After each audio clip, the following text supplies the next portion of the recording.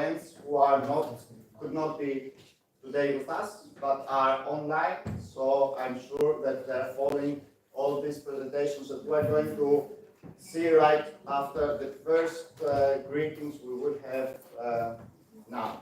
So I would like you to welcome here at the University of the Aegean, the Department of Geography, which is hosting this event today, where you are going to present the next minutes and the next couple of hours, maybe, the results of your projects.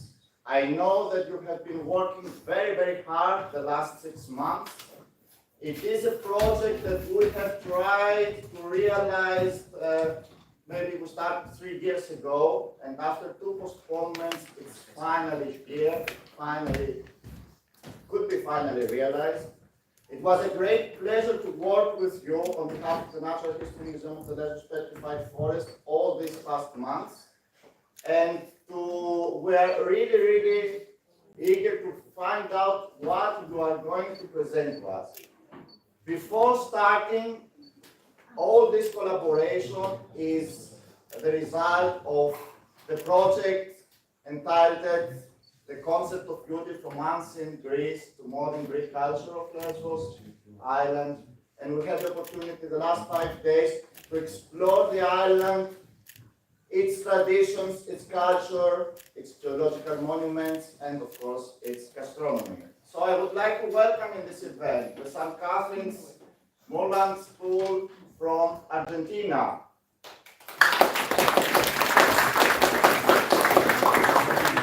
The Athens Swiss International School from Switzerland.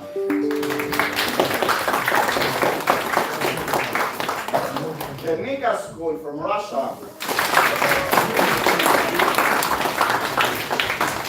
The Italo-Albanian School from Italy, Russia.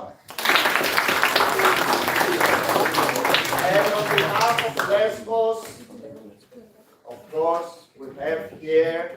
we are hosting the Department of Geography,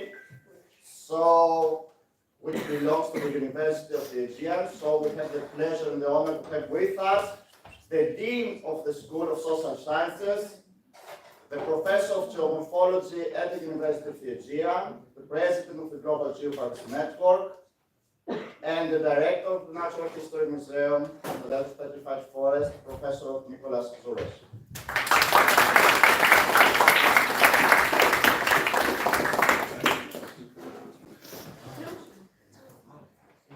So, good morning, everybody. It's a great pleasure to welcome you at the University of the Aegean, the Faculty of Social Sciences, and at the Department of Geography. Here at the University of the Aegean, we have a vast number of scientific fields. We have 18 departments. We have more than 30 postgraduate courses and 18 projects for PhD studies. And it's an international university which has not only Greek but also foreign students studying in different subjects through Erasmus projects and other international activities. We are very happy to host this event at our department and our university, and of course to collaborate with the International Association of Schools in order to realize that at a place which has a special symbolism, as Lesvos Island is recognized by UNESCO as a UNESCO Global Geopark. The theme of your projects are very well placed inside the frameworks of our studies, and especially the studies of geography. And of course, we have with us the president of the department who is going to speak later on. From my side, I think international collaboration and exchange is of highest importance. To have you in Lesvos show not only the international aspect of your project, but also the importance of this land and the people living and studying in this area, to communicate and collaborate with people coming over all over the globe, sharing similar values and sharing the ability to understand the beauty of our world in order to be ready to protect it. So I am really happy to welcome you at the University of the Aegean. I wish you every success to your project, and I hope that this opportunity to host you in Lesvos will not be the only one, but we are going to have also other opportunities in the future to meet with you and to host also other activities in the frame of international exchange between schools and universities at the international level. Thank you so much.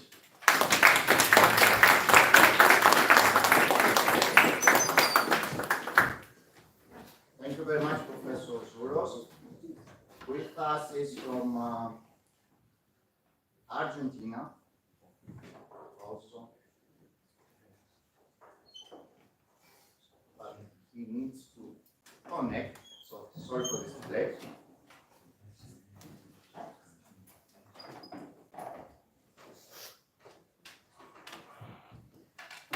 So, our host is the Department of Geography of the University of the Aegean, and the President of the Department of Geography, Professor Athanasios Chrysos, is with us to greet the event on behalf of the Department of Geography.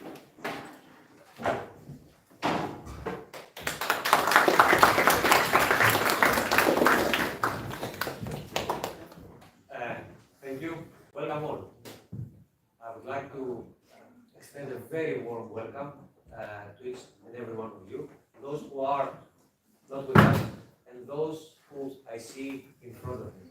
I was contemplating before coming here, and while I was watching you preparing this thing that you will present today, which obviously is something that you have prepared for quite some time.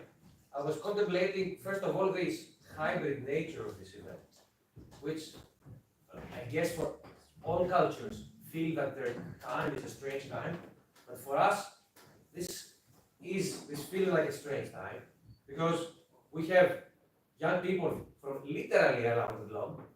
If we measure the distances of the 4 schools that are now connected, that I see in the screen in front of me, we would probably make the round of the earth more than a couple of times. So this is also something that I was contemplating, that we are far away yet so close.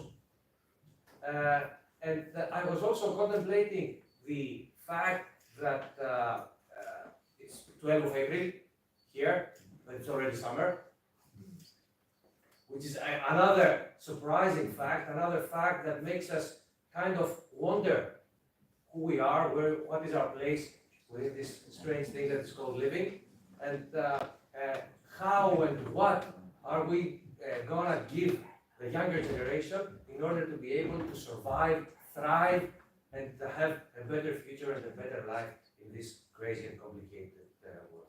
In this sense, I welcome very much this kind of activities. I welcome very much this kind of events that bridge instead of separate, that bring together geographical distances, that try to make things better. And this is exactly this kind of hybrid nature of this event. Also, is very much related to our department, the Department of Geography, that geography and ancient science, but a very modern one, in everybody's mobile phones today, but also tries to bring space into the focus. Of course, you're not only going to be talking about space, you're going to be talking about beauty, but let me just discuss the beauty of space, which for us is also a great thing. So I will not delay you any longer. Thank you so much for coming here. We are very honored, we're very happy to have you here, and we hope that this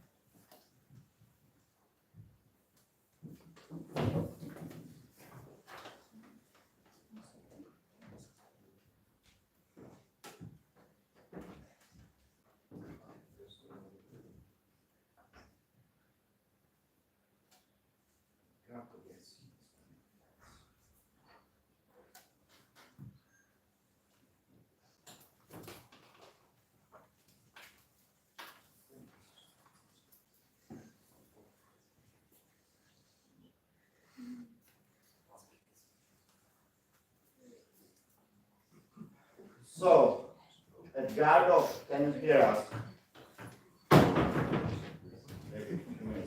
So with us is from Argentina, very, very early in the morning. Edgardo Manciti, who is the Secretary General of the International Schools Association, of an association that is connecting schools from all over the world and encourages them to collaborate and to work together. Edgardo, if you can hear us, the floor is yours.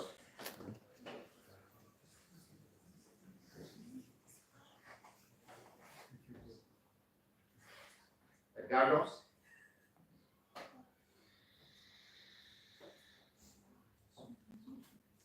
Edgardo, can you hear us?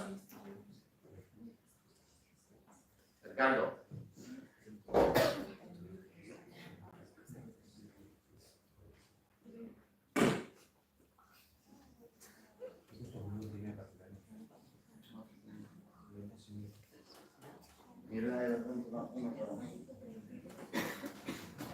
Edgardo, can you please check your sound?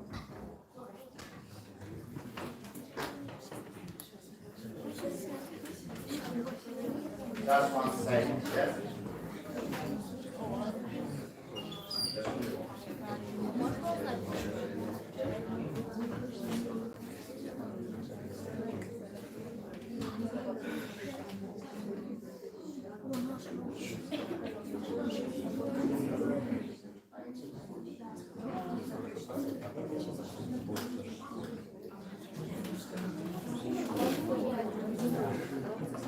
Can you speak a little bit now?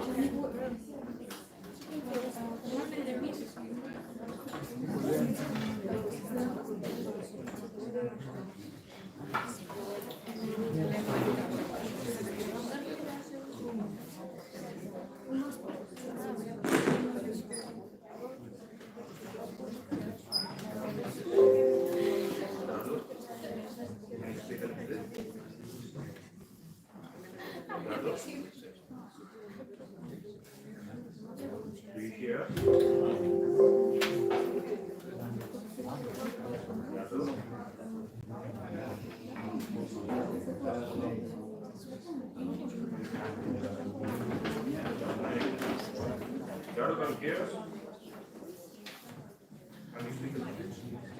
Luca, could you please?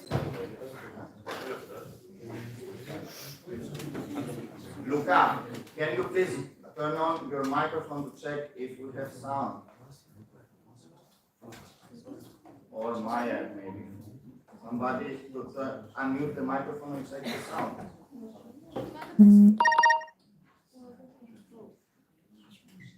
Carlota, can you unmute and say something, please?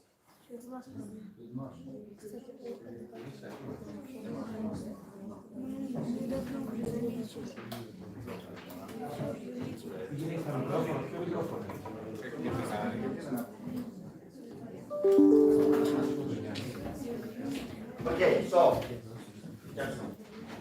we will come back Edgardo and the rest of the presenters. And until we have solved the problem,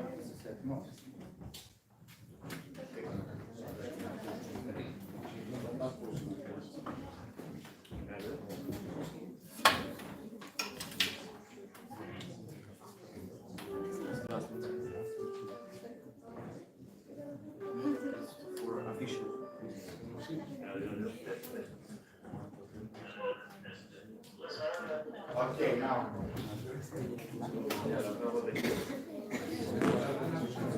Edgardo, can you hear us?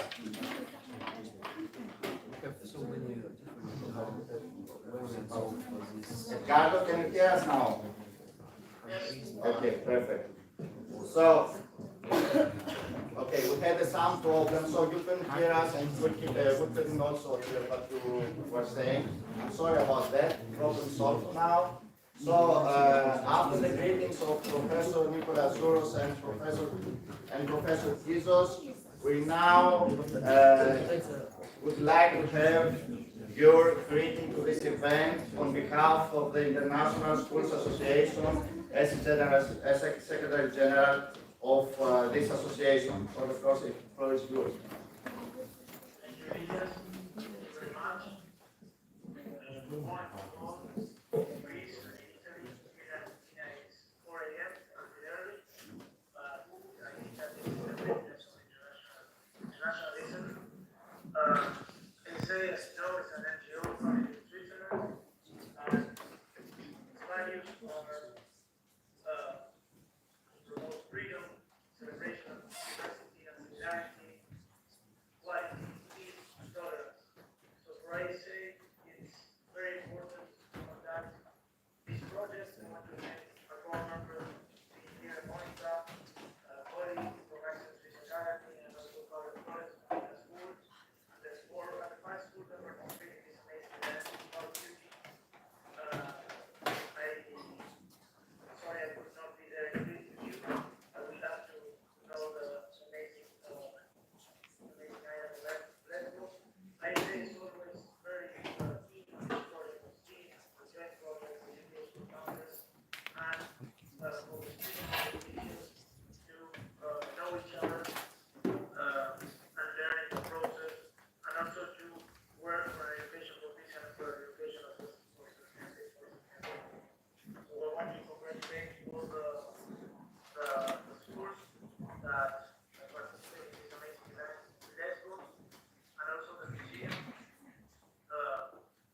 that conducted this event, and they have been working for a month or for a month, and the museum the National Forest, and the Museum Park. Thank you, Ilias and Paula, and other persons that make this amazing project possible. I think that the kids enjoy it. And we will still conduct these events in the future. As I said before, it's very important to work with this kind of exchanges.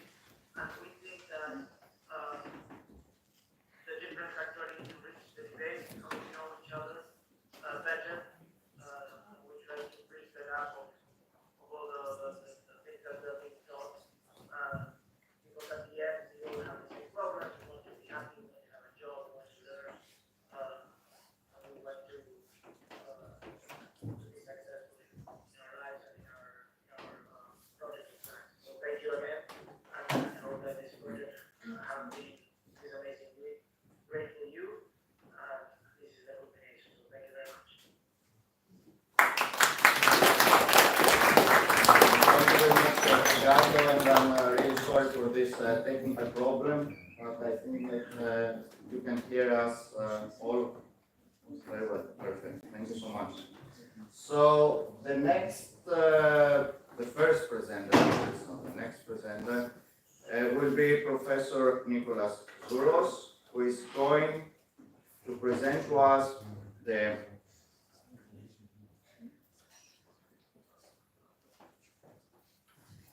Lesvos Geopark and its activities.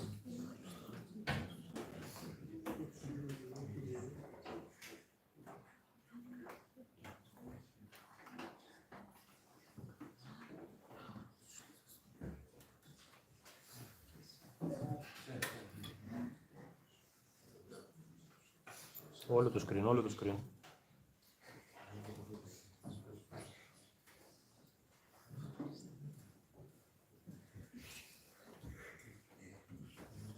Can our guests from who are online connected see the presentation? And the slide changing? Yes, Perfect. Thank you so much.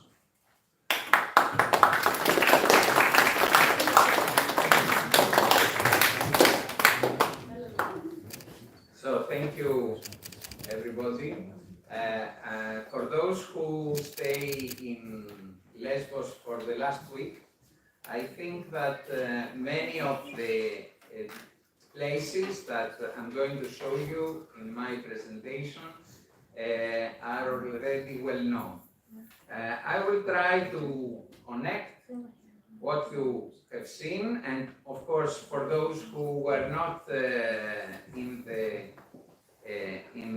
Lesvos, I will do my best to show the beauty of Lesvos Island and the main characteristics of this island that made it recognized by UNESCO as a UNESCO Global Geopark.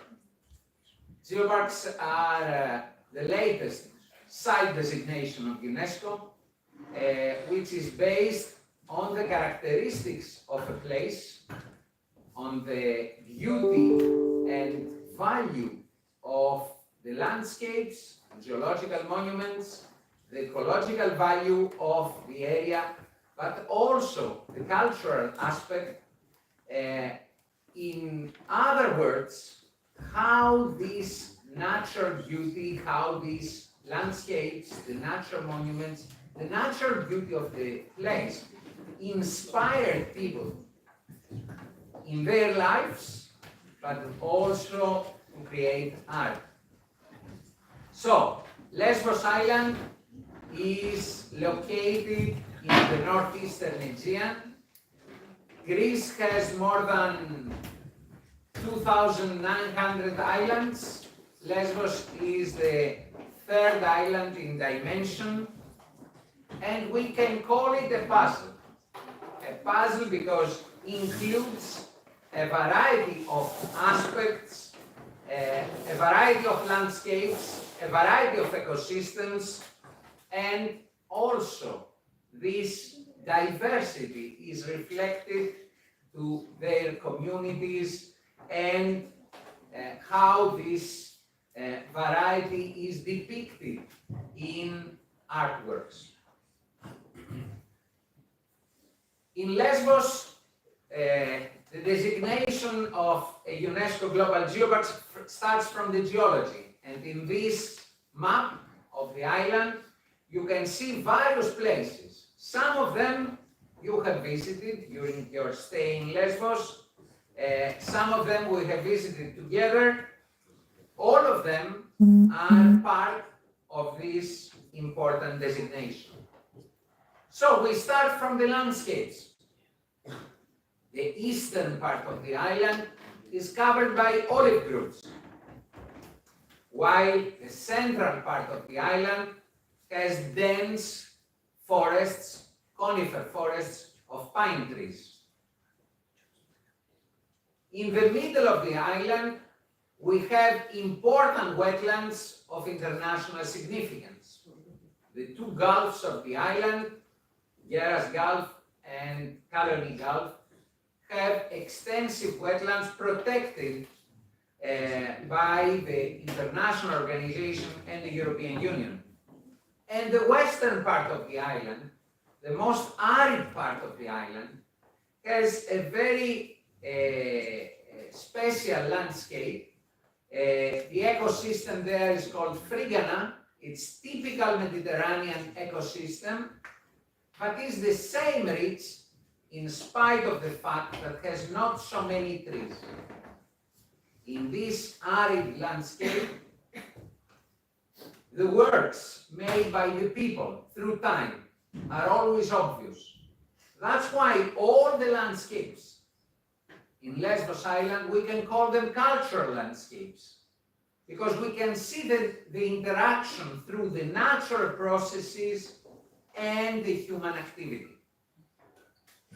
Lesvos Island is also very rich in flowers, and you are visiting Lesvos in a special period, which is spring. So Lesvos, the island of Sappho, is welcoming you with the diversity of the beautiful flowers that cover every part of the island in this period. From the yellow rhododendron, that is a typical flower of the flora Asiana, having Lesvos as the only place in Europe where we can meet this flower, to the famous peonia, the red peonia that is blossoming especially at the end of April, the beginning of May, till the Fritillaria theophrasti, this very rare endemic species of Lesvos Island, and of course the wild orchids that you can see everywhere blossoming, and especially in the area of the Lesvos petrified forest. Some of the species are endemic, you can find only in Lesvos. Some others are widespread in Europe and Eurasia. And this is one of the most beautiful flowers, the yellow rhododendron luteum, that nowadays you can find blossoming in the western part of the island, make a magical garden in the conifer forests of the acid volcanic fields of western Lesvos. But everywhere on this island, we can find different flowers blossoming in this period and create a special beauty to this land that we call the Garden of Theophrastus. And I'm going back to Theophrastus later on. But it's not only the flowers, the beauty of the birds, different birds. Hundreds of different kinds of birds are living in our wetlands and in all the island. And you have participated in special activities for bird watching in the wetlands of Lesvos and in other parts where we are trying to share the beauty of our living nature with our citizens and our visitors. Lesvos has a variety of protected areas, and in this map you can see the different types of protected areas. With blue color you can see the protected areas that belong to the Natura 2000 network of protected areas in Europe, and with red color the areas special for the birds. But Lesvos Island is mainly a volcanic island. This is a geological map that reflects all the different geological formations. You see with yellow color 2/3 of the island covered by volcanic rocks, while the one part is with older rocks. The volcanic rocks have an age of 20 million years, while the gray and green color rocks have ages between 300 and 150 million years old. So in the eastern part we have the older rocks, while the 2/3 of the island are covered by quite new volcanic rocks. And Lesvos is part of a complicated orogenic system, the orogenic system of the Alps, that created the mountain ranges of whole Mediterranean, Middle East, and Southern Asia. All these mountain ranges, which are nowadays in between Africa and Eurasia, have been created by a big collision, by a big fight between two continents, the African continent and the Eurasian continent, that once upon a time have been divided by a big ocean which was destroyed, and as a result we have the creation of all the land of southern Europe and especially the mountains. But why is it so important to be in Lesvos? Because all this evolution, the evolution that is depicted in all the mountain ranges, can be seen, can be studied in just a small particle, in so small island, the Lesvos island, where you can see all the evolution from 300 million years ago till nowadays.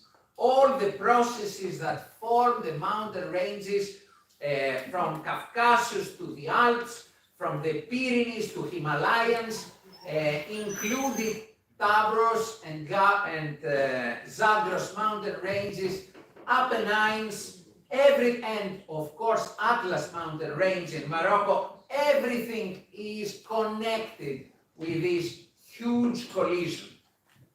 And the travel of Africa, which was far away and can come closer to Eurasia, can be seen and can be studied on Lesvos Island. In this part of the world, where we have Greece and Turkey, it's one of the most active areas on the Earth's crust. And we have a lot of earthquakes that show why this area is so active. And the result of this activity? The beauty of our mountains. Mountains in Southern Europe, mountains in Middle East are young mountains, mountains that have been created due to the evolution, the recent evolution of Earth's crust, and that's why it's so active. But I will go again back to Lesvos, and I will give you a few words about geoheritage and geodiversity. The oldest rocks. Road cuttings along the island, we can see the oldest rocks that form the European continent 300 million years ago, when in reality the fight between sea and land create this kind of formation. And we have together formations from the sea that were built at the bottom of the sea with formations building the continental margin of Europe 300 million years ago. And we see pieces of limestone and pieces of schist, very old rocks, which are metamorphic rocks, found all around the eastern part of the island. And over them are these green rocks, which called ophiolites. And what these rocks are representing, in reality, the oceanic floor. If we go down to the Atlantic Ocean nowadays, if we go down to Pacific Ocean nowadays, if we go deep in the Indian Ocean nowadays, we will find exactly the same rocks. The same rocks that are located in the central part of our island, covered by the conifer forests that you have visited during your field trips. And these rocks represent the oceanic floor, the destroyed oceanic floor between Africa and Eurasia. Vast areas of these green rocks with special biodiversity. Special plants are found only on this type of rocks, which are called ophiolites.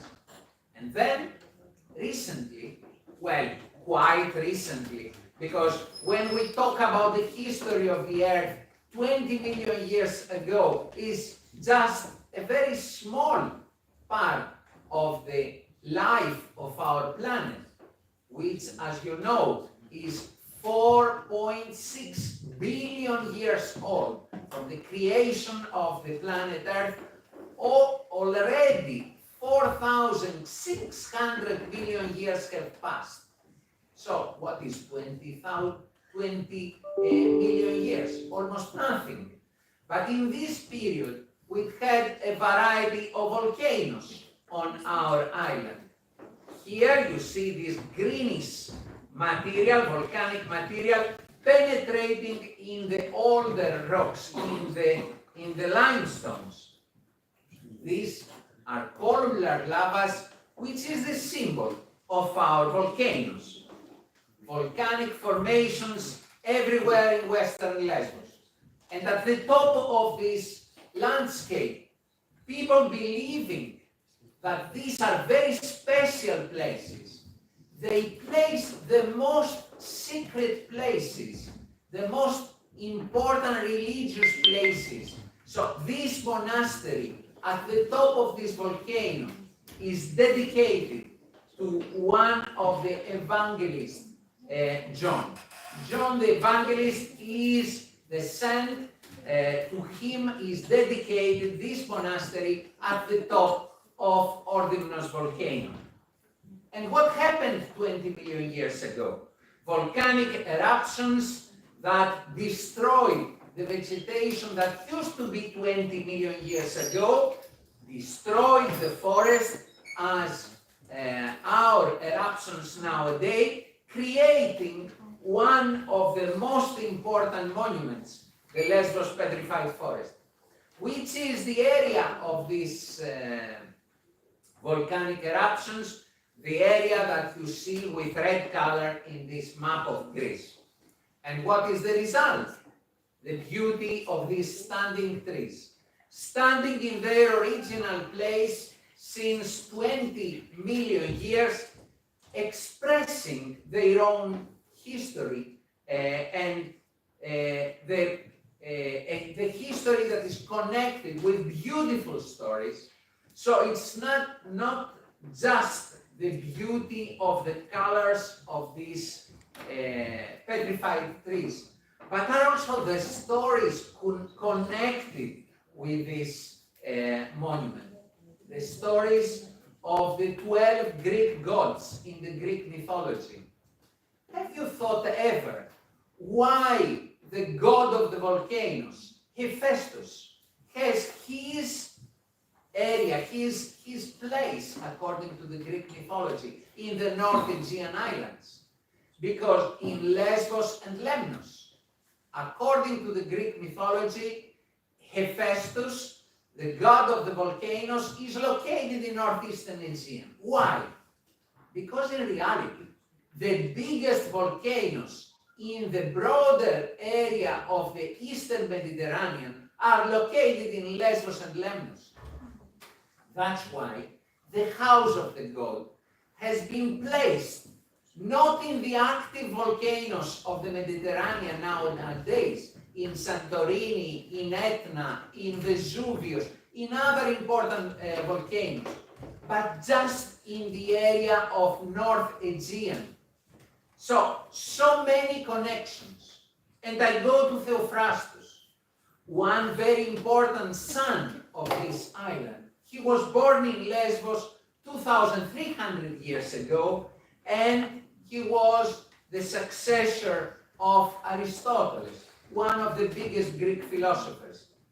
Theophrastus himself studied the plants, studied the rocks of the islands, and he wrote about them because he was also a great observer of nature, that there are types of rocks that perfectly fossilize every object that is placed within them. And this is written 2,300 years ago. And see the pictures of the petrified forest of Lesvos, where we can see fossilized plant embraced by the volcanic rocks. And see this unique natural monument, how is described by a philosopher 2,300 years ago. And this one, professor of botany, is Francis Unger from Vienna, who was the first scientific, made the first scientific study of our rocks based on the samples that brought to him by another Austrian, Anton Prokius Osten. The Lesvos Petrified Forest is without any doubt a unique monument that you had the opportunity to visit, and we have together the opportunity to explain you about the beauty of the different plants.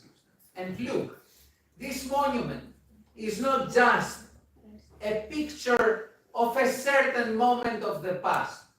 It's a monument that speaks and describes all the evolution of the Mediterranean landscapes. Why? Because we found fossils not only on the land, but also beneath the sea, at the coast. And this explains that the Aegean was not a sea forever, but it has been created due to the geological evolution of the area. And all this natural beauty that we can see now by visiting these areas is really unique and invites us to show the beauty and the special monuments that are hosted in this island. And I hope that you will, in the future, you will have the opportunity to visit this underwater treasure in the Aegean Sea with our boat that has the opportunity to show also the fossils that are located beneath the sea level. We have a protected area in western Lesvos where you can see all these things, but also various beautiful landscapes all over the island, from Olympus mountain, not the famous Olympus of the Greek gods, but the Olympus of Lesvos, which depicts the geological evolution of the Aegean and Mediterranean, to the beautiful landscapes of southern Lesvos, where we have the small valley of the Madonna, close to Plomari village, to the volcanic calderas of Vatusa, Ypsilou, Eresos, Lepetinos, to the beautiful geological columns, to the volcanic neck of Petra with the church of Madonna, the hot springs all around the island, the waterfalls everywhere again, because Lesvos is also the island of water. And of course, a lot of earthquakes with remnants of these earthquakes that tell all the natural processes that form the active landscapes of Lesvos. But also, geological monuments are depicted to the mythological events. Here is the entrance, the picture of the entrance of Orpheus. Who was Orpheus? Orpheus was a musician. You see a Roman mosaic coming from, in this picture, coming from the archaeological museum in Palermo, in Sicily. And how is depicted Orpheus, the musician with his guitar and all the wild animals sitting around him? Why? Because he had the ability to sing and to create the most divine music. Let's say he was the Mozart of the antiquity. And he had the ability to make all the wild animals sit and hear his music. And when he died, and he was died by a disaster, his body came to the area to the shore of northern Lesvos. the people placed him in this cave, in Andisa cave, where it was his temple. And the people were going there to pray to his body. And the body started to sing. And not only for the people, but also for the wild animals. And look what is the result of the scientific research of nowadays. This very small bird, the white-throated robin, has 10 couples that you can find only in the area around this cave. And people all over the globe come for bird watching in Orpheus Cave just to see this very rare bird who sings better than any other place on the earth. So you see the direct connection between the landscape, the beauty of the nature, the mythology, and the art. Biodiversity, the beauty of our wetlands, the wild orchids, the diversity of the different ecosystems on Lesvos Island. Even our olive groves that produce the highest quality of oil in Greece are home for birds and animals. The beauty of the olive groves of Lesvos inspired poets and painters through time. Even the Nobel laureate Odysseus Elitis, one of the greatest poets of Greece, was born in this place in the area of Geras and was inspired in his poems. We see beautiful descriptions of these exactly landscapes, the olive groves of Lesvos Island. And the connection in between the olive groves and the people is very deep. Olive groves inspired also the diversity of our island, and you can see everywhere these olive groves producing the high quality of the olive trees. But of course we have an important cultural heritage. You can see here the pomegranate wall, stone wall of Lesvos, one of the monuments of 8th century BC.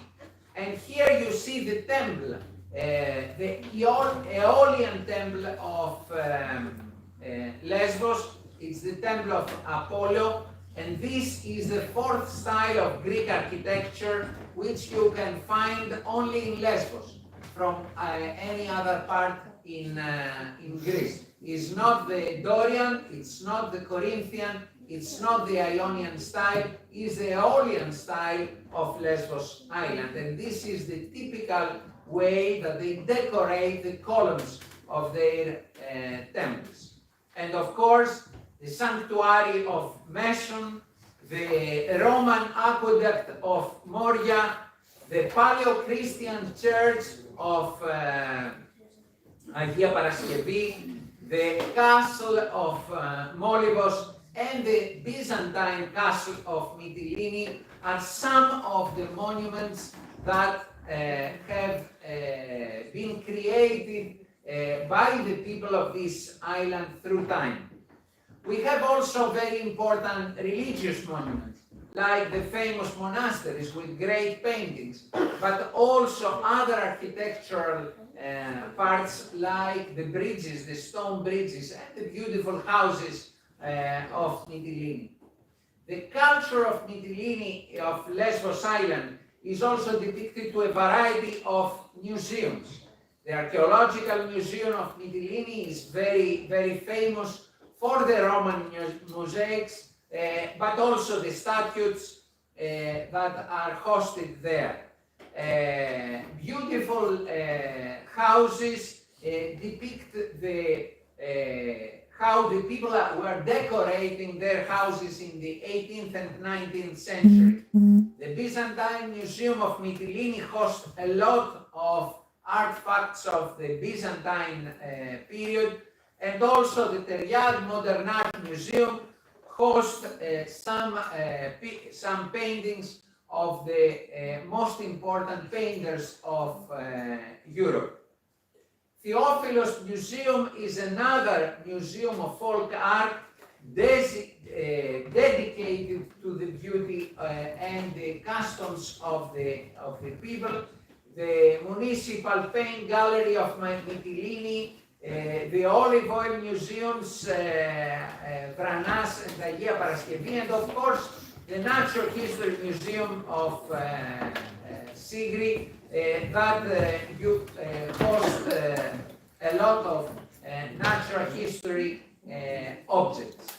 The study of the fossil, the trees and the animals show us the natural history of this area, and this is the famous dynasty that do not only bring the remnant of the evolution, the natural history of evolution, migration of animals and human beings is something that is connected with our history.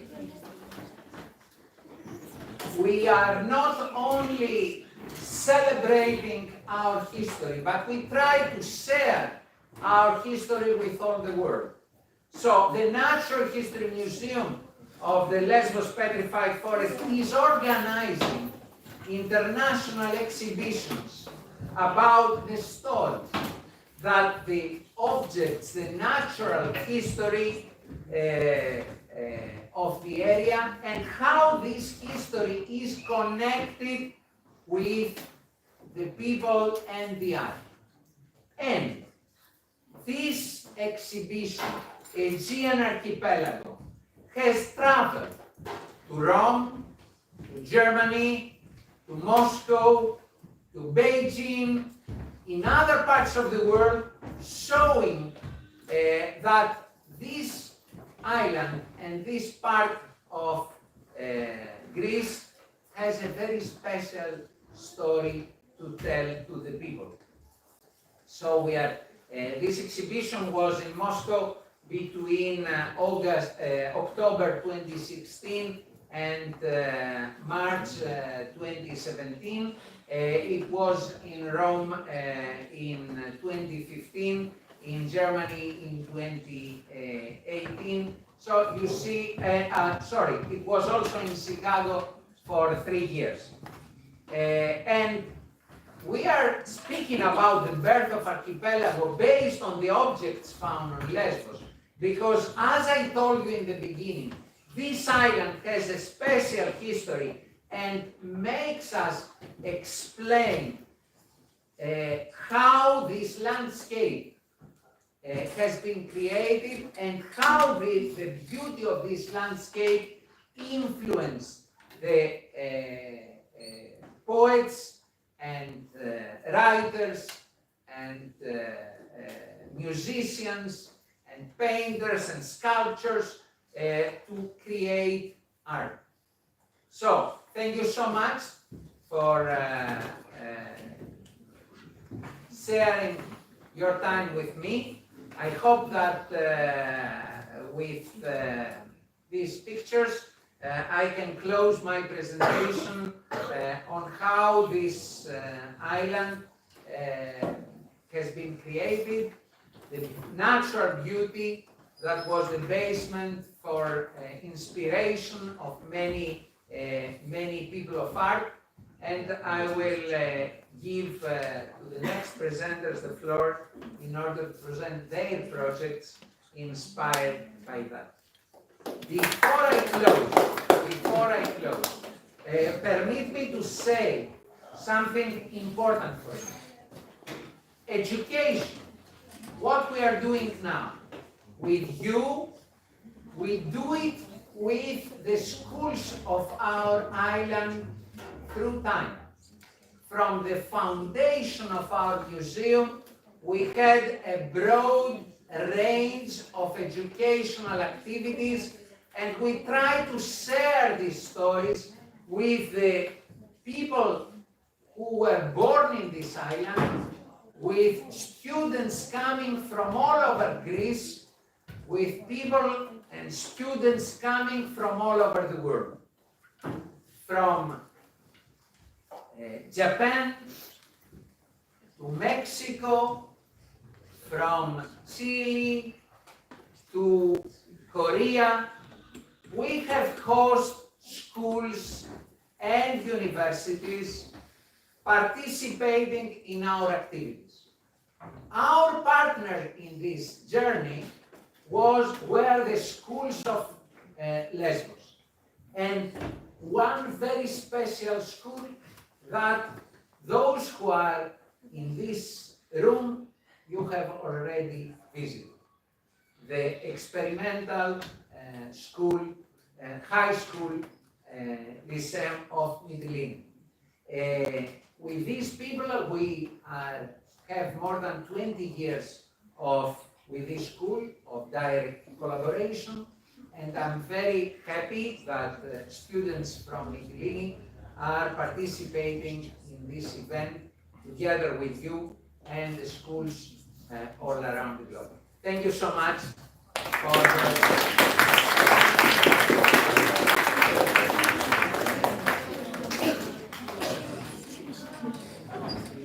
So thank you very much, Professor Zouros, and second please.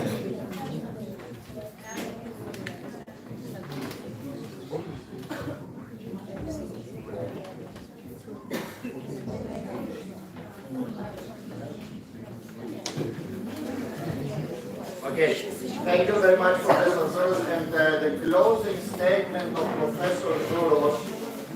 May I have your attention, please? The closing statement of Professor Zouros is very good because it connects us perfectly to the announcement that Edgardo is going to make now regarding the experimental Lyceum of Mytilene, the students of which are here, and I want you to make great sound now. Make yourselves a little bit noticeable. So,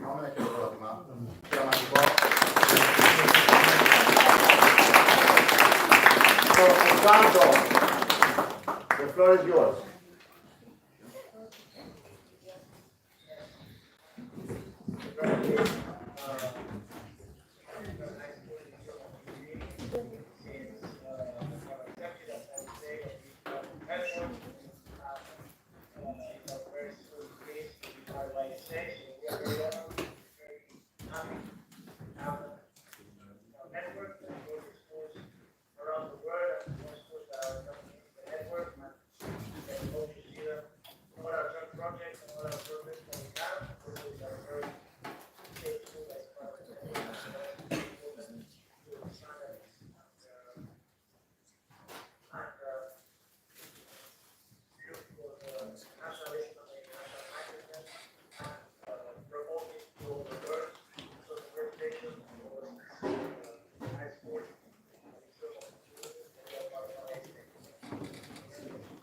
Thank you, Edgardo. So, all congratulations to the Experimental School of Mytilene for being the first and only, at this moment, school of Greece, which is a member of the International Schools Association. So, all congratulations once again.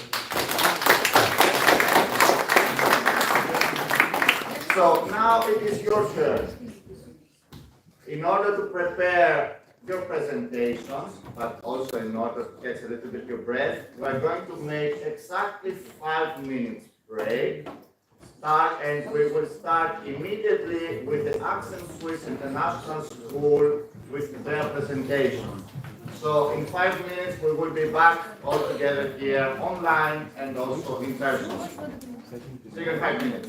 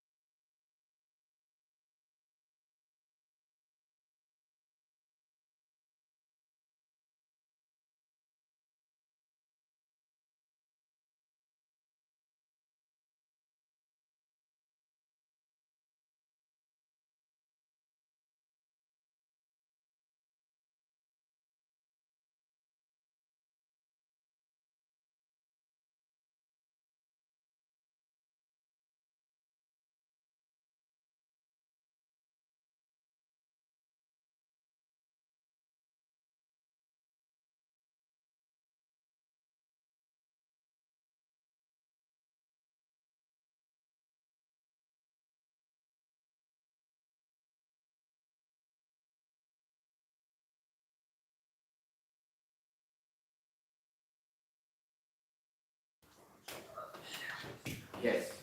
Okay, now we can see more or less the screen. So the floor is yours. Okay, thank you. So, hello everybody, we're the Access to School Academy, and we decided to talk about beauty and precisely the power that it holds. Um, so, beauty is powerful and it can create power. From aesthetics, it can transform powers and have transformative power, and it has social and cultural powers. We talked about classical beauty, which we talked about here in Scobolus, Polycletos, and the Demetrius, Hellenistic and Norse beauty, Plato and Aristotle, that were two philosophers, ancient Greek philosophers. Hellenistic is the Renaissance, so we skipped a period of time in history and we jumped to the Renaissance in beauty. Caravaggio and Baroque, then we switched to modern times and we talked about Kant and the psychology effects of beauty, then neuroaesthetics, and then the conclusion. Okay, so the quest for beauty is deeply integrated in human history, with various civilizations having distinct concepts of beauty. Greek culture significantly influenced artistic and moral beauty through figures like Sappho and philosophers such as Plato and Aristotle. The discussion intertwined material beauty with spiritual and cosmic harmony. This culture interplayed shaped artistic expressions and philosophical reflections of beauty, morality, and ethics through history. So the first step in our presentation is classic beauty. Classic beauty in ancient Greek. So the Greek concept of beauty emphasized harmony, proportion, and excellence, often embodied in divinity and athletes. Gods and athletes are seen as parallels of beauty and perfection, possessing not only physical but also moral virtues such as self-control and courage. Representations of divinities in human form convey the idea of timeless, incorruptible beauty, while statues of young men and women from the 8th to the 7th and BC reflected the desire of perfection in the human body and the human spirit. These sculptures, often made by solar marble, votive offerings symbolize a favor from the divine. Some examples are Neron and the Discobolus. It's from the 5th century when there was a new interest in anatomy and the representation of beautiful. The great sculpture from the 5th century Neron, the Polycletos and Phidias, and the 4th century Scopas, Parasidele and Lysipo. All exalt the perfection of the muscles and carefully study the harmony and proportion. You can see from the picture of the Discobolus. In Hellenistic art, the perfect Greek man ideal shifted to portray physical imperfections and diverse facial features. The focus turned to depicting reality and truth, showcasing the faces of notable individuals as examples of majestic spirituality. Plato, the Greek philosopher, one of the first of the history, one of the most important too, believed that beauty is proportion, harmony, and order that leads the mind towards external perfect beauty. He viewed art as an imitation of nature, which imitates the idea of beauty, not direct expression. Another of the most important philosopher in history is Aristotle. That for Aristotle, the elements of beauty are order, proportion, and limit. The source of beauty is the initiate sense of rhythm and harmony, and the instinct of imitation, refined by two faculties,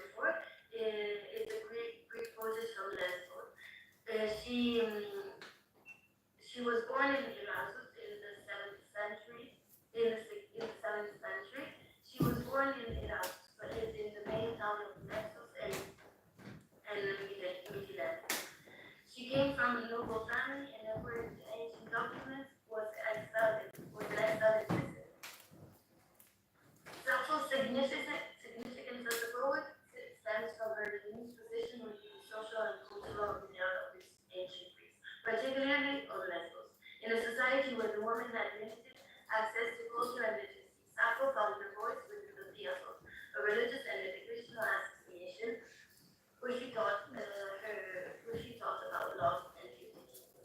As a pietist of Theosos dedicated to Aphrodite, Sappho used rituals, songs, and dances to express herself. The role not only allowed her to participate in religious worship, but also enabled her to guide young women through initiation and adulthood and marriage. Sappho's poetry departed from the prevailing aesthetic of aristocratic ideals tied to portraits. Instead, she celebrated a deeply personal conception of beauty and love, challenging societal norms. Her visits championed the power of love and desire, emphasizing individual emotions and experiences. In essence, Sappho's ability to express herself as a poet was facilitated by her involvement in the theatres, providing her with an autonomy with a male-dominated society. Through her revolutionary perspective on beauty and love, she left a lasting legacy that resonates to this day.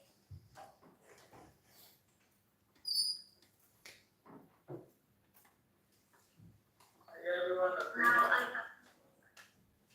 pass the word to Luca. hi everyone, I'm Luca. We will continue our presentation by speaking about Renaissance. Renaissance was an artistic movement which was born in Florence in 1400, and it was driven by the humanists, which aimed to revive the ancient Greek and the Roman art.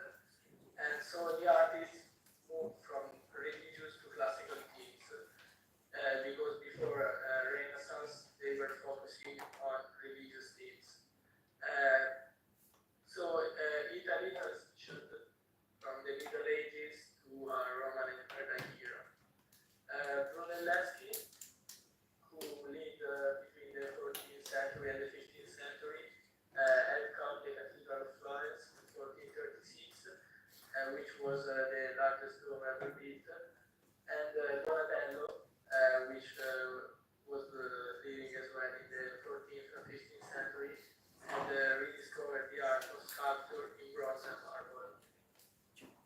Masaccio, who lived in the 15th century, understood the science of perspective, and Leon Battista Alberti had established the principle of the Renaissance art and architecture in his two works called On Painting and On Architecture.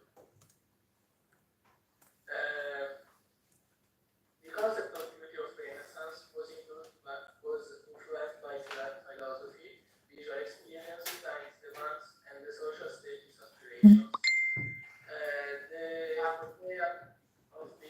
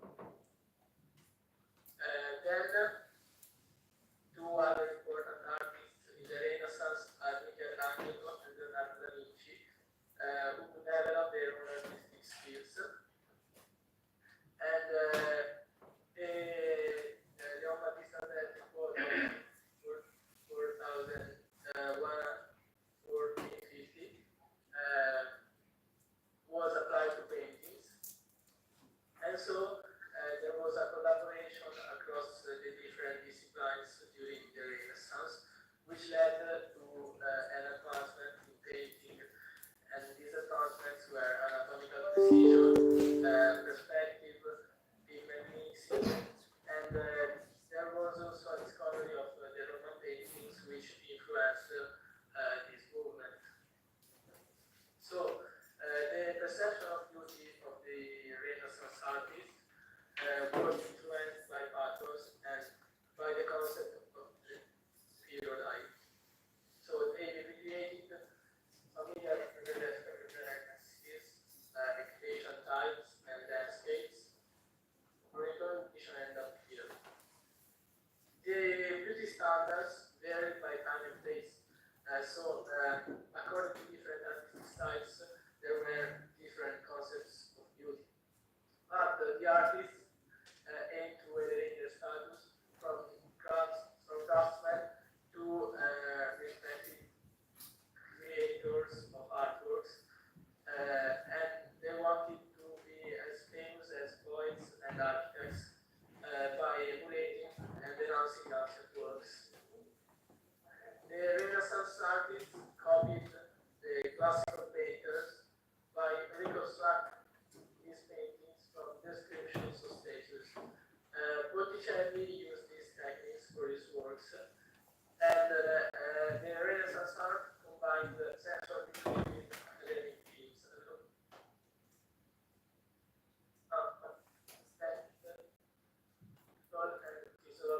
Philosophical beauty, meeting the demands of his pathos and culture.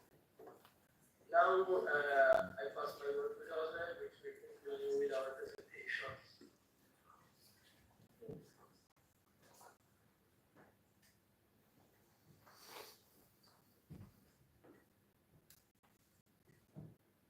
Michelangelo uniques energies his genius cannot be copied or repeated.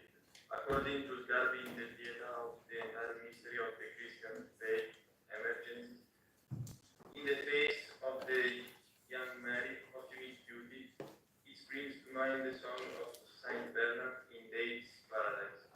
It's a beauty that goes beyond form. But in the 16th chapter, the Michelangelo's realized the dream of the 16th century. Man at the center, the power of his forms and globality of his present become the instrument for affirming the discovery of the historical development underway. Raphael brought a letter to his friends Baldassare Castiglione saying that to paint beautiful woman. I would have to see several beauty women, but since so few make a use of certain idea that comes to mind. Whether this leads to artistic excellence, I don't know, but works are to achieve it. The next artists are in the emulate classic successors, enhance conscious, and these patterns by portraying the idea of beauty of the time and place. Leonardo da Vinci loved for arranging beauty laws and painting them, exemplified in the Mona Lisa, where he captured unique genius beauty unseen before. Hi, I'm Giovanni, and then I will continue. The artistic representation of the ugly in the Baroque era contrasted the idealized beauty, aiming to exalt the perfect beauty. Artists sought to balance extreme mannerism and naturalism, exploring nature in all forms. From the 17th century, aesthetics of the ugly gained prominence, with Hegel emphasizing artistically produced beauty over natural beauty. Rosencrantz discussed ugliness as a transition to caricature before reaching the aesthetic idea. Rosencrantz applies Hegel's concept of beauty to ugliness in art. Caravaggio sought beauty in perfect form, contrasting societal beauty in standards. The church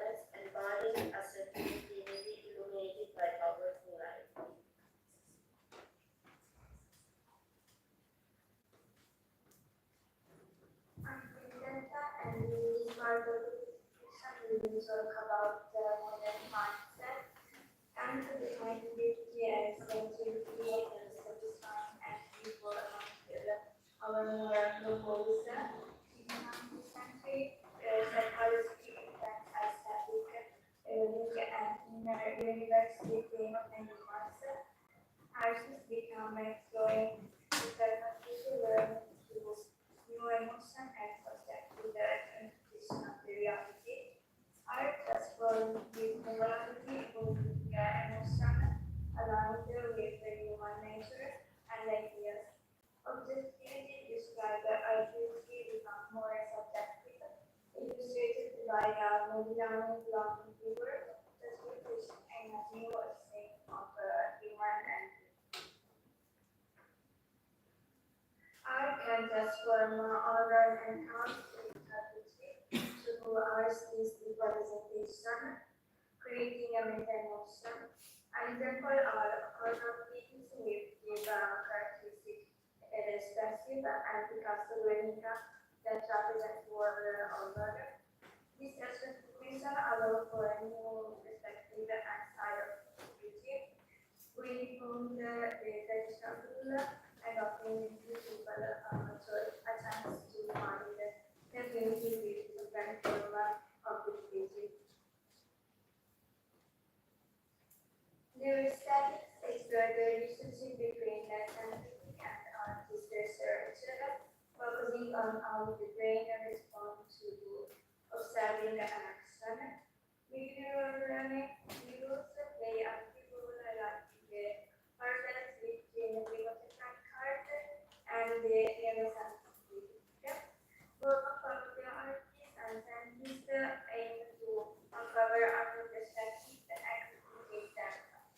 The brain process of creating visual images enable an artist's approach to painting, selecting data and comparing it with the memories to generate an images. The purpose of the art, according to artists like Porky and Carpenter, is to reveal the essence of things, not just the things that Carpenter's work was overall to capture the eternal forms, creating that in a fragment. Art can evoke the collective emotion, offering precision and well-being to others. The concept of beauty evolved over time, influenced by historical events and discoveries in acting and psychology. We are represented beauty transition from Greek classic to Renaissance to the modern times. Beauty represents the power evolving through historical periods and it is influenced by artists like Carpenter and also Picasso. Beauty is subjective and in modern era as documented and different interpretation.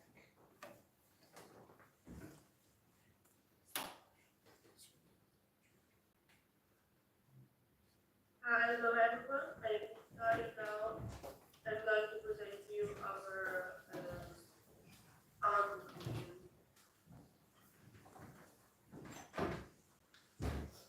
In that we see the perspective of beauty and finding the organization of beauty and humanity.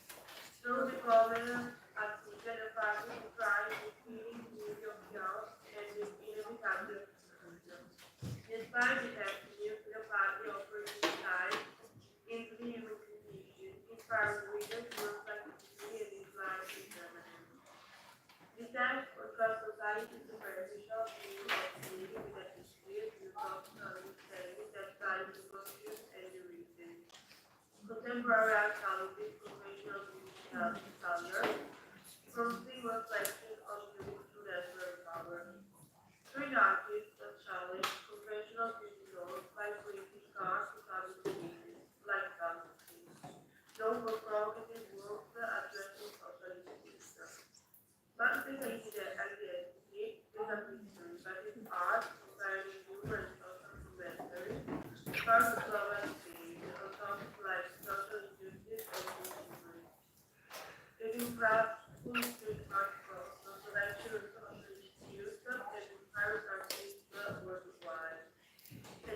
in plastic value conservation where the outbreak is community symbolizes great art power to address and predict real world challenges. Through this art, fantasy aims to raise public awareness of the resources and training in contemporary work, inviting us to reflect on the consequences of our actions and the beauty and stability of the places we love and value.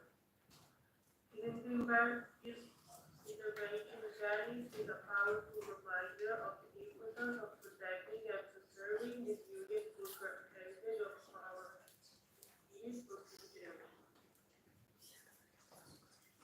Landscape is where we balance artwork and explore beauty, images, open transition to other fields. The values symbolize loss of innocence and the quest for freedom and a better future. But these are the experiences our structural religion keep us opportunities. Beauty 2024 explores beauty and diversity, movement of exchange, exciting diversity, resilience, and inspiring public transformation. Our presentation will be here. Thanks everyone for attention, and I hope you will.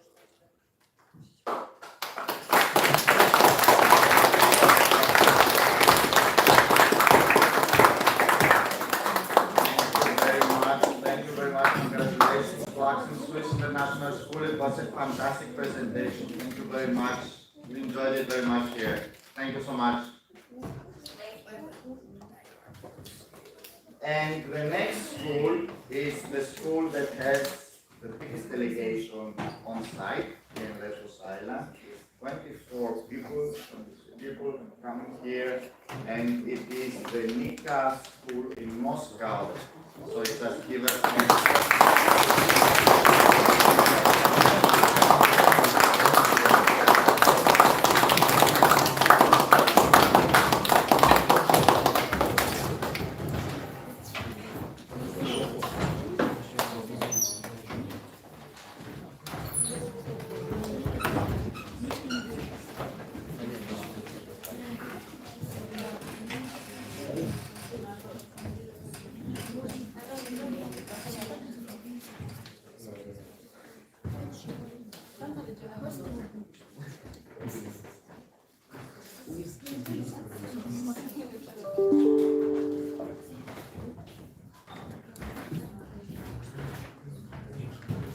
May I have a confirmation from our friends who are online that you can see the slides changing?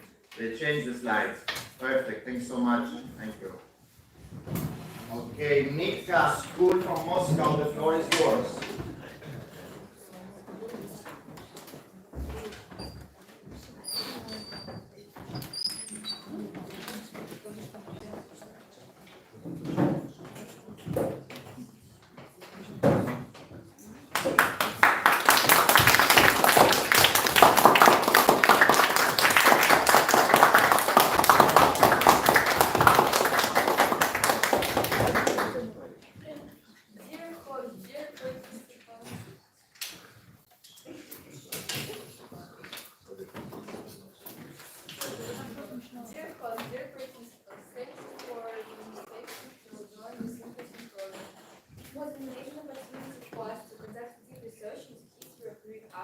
Connection to fashion.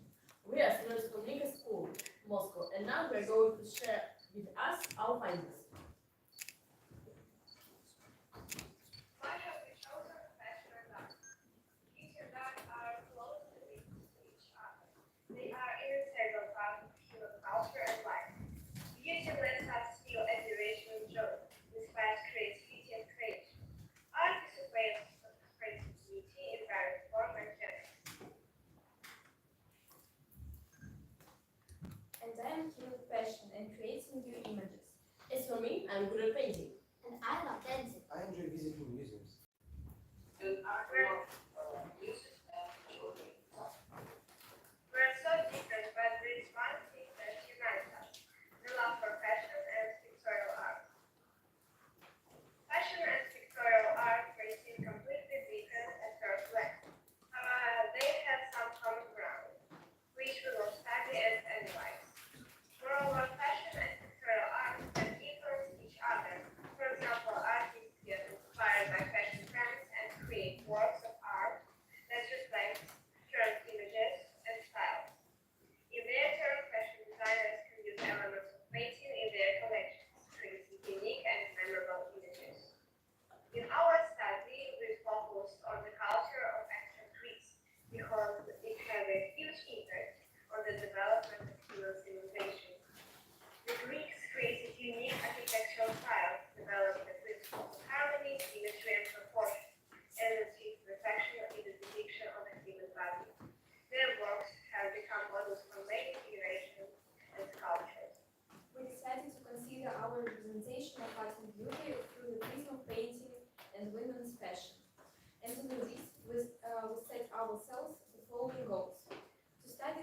evolution of the women's images in the paintings of artists, to trace the influence of Greek culture on modern fashion, to examine specific examples of the manifestation of pictorial arts and fashion, to analyze the features of the depiction of female images on the canvases of Georgios Ikaridis, the famous Greek artist of the islands of Lesvos, to create a catalog of female images based on the works of Georgios Ikaridis.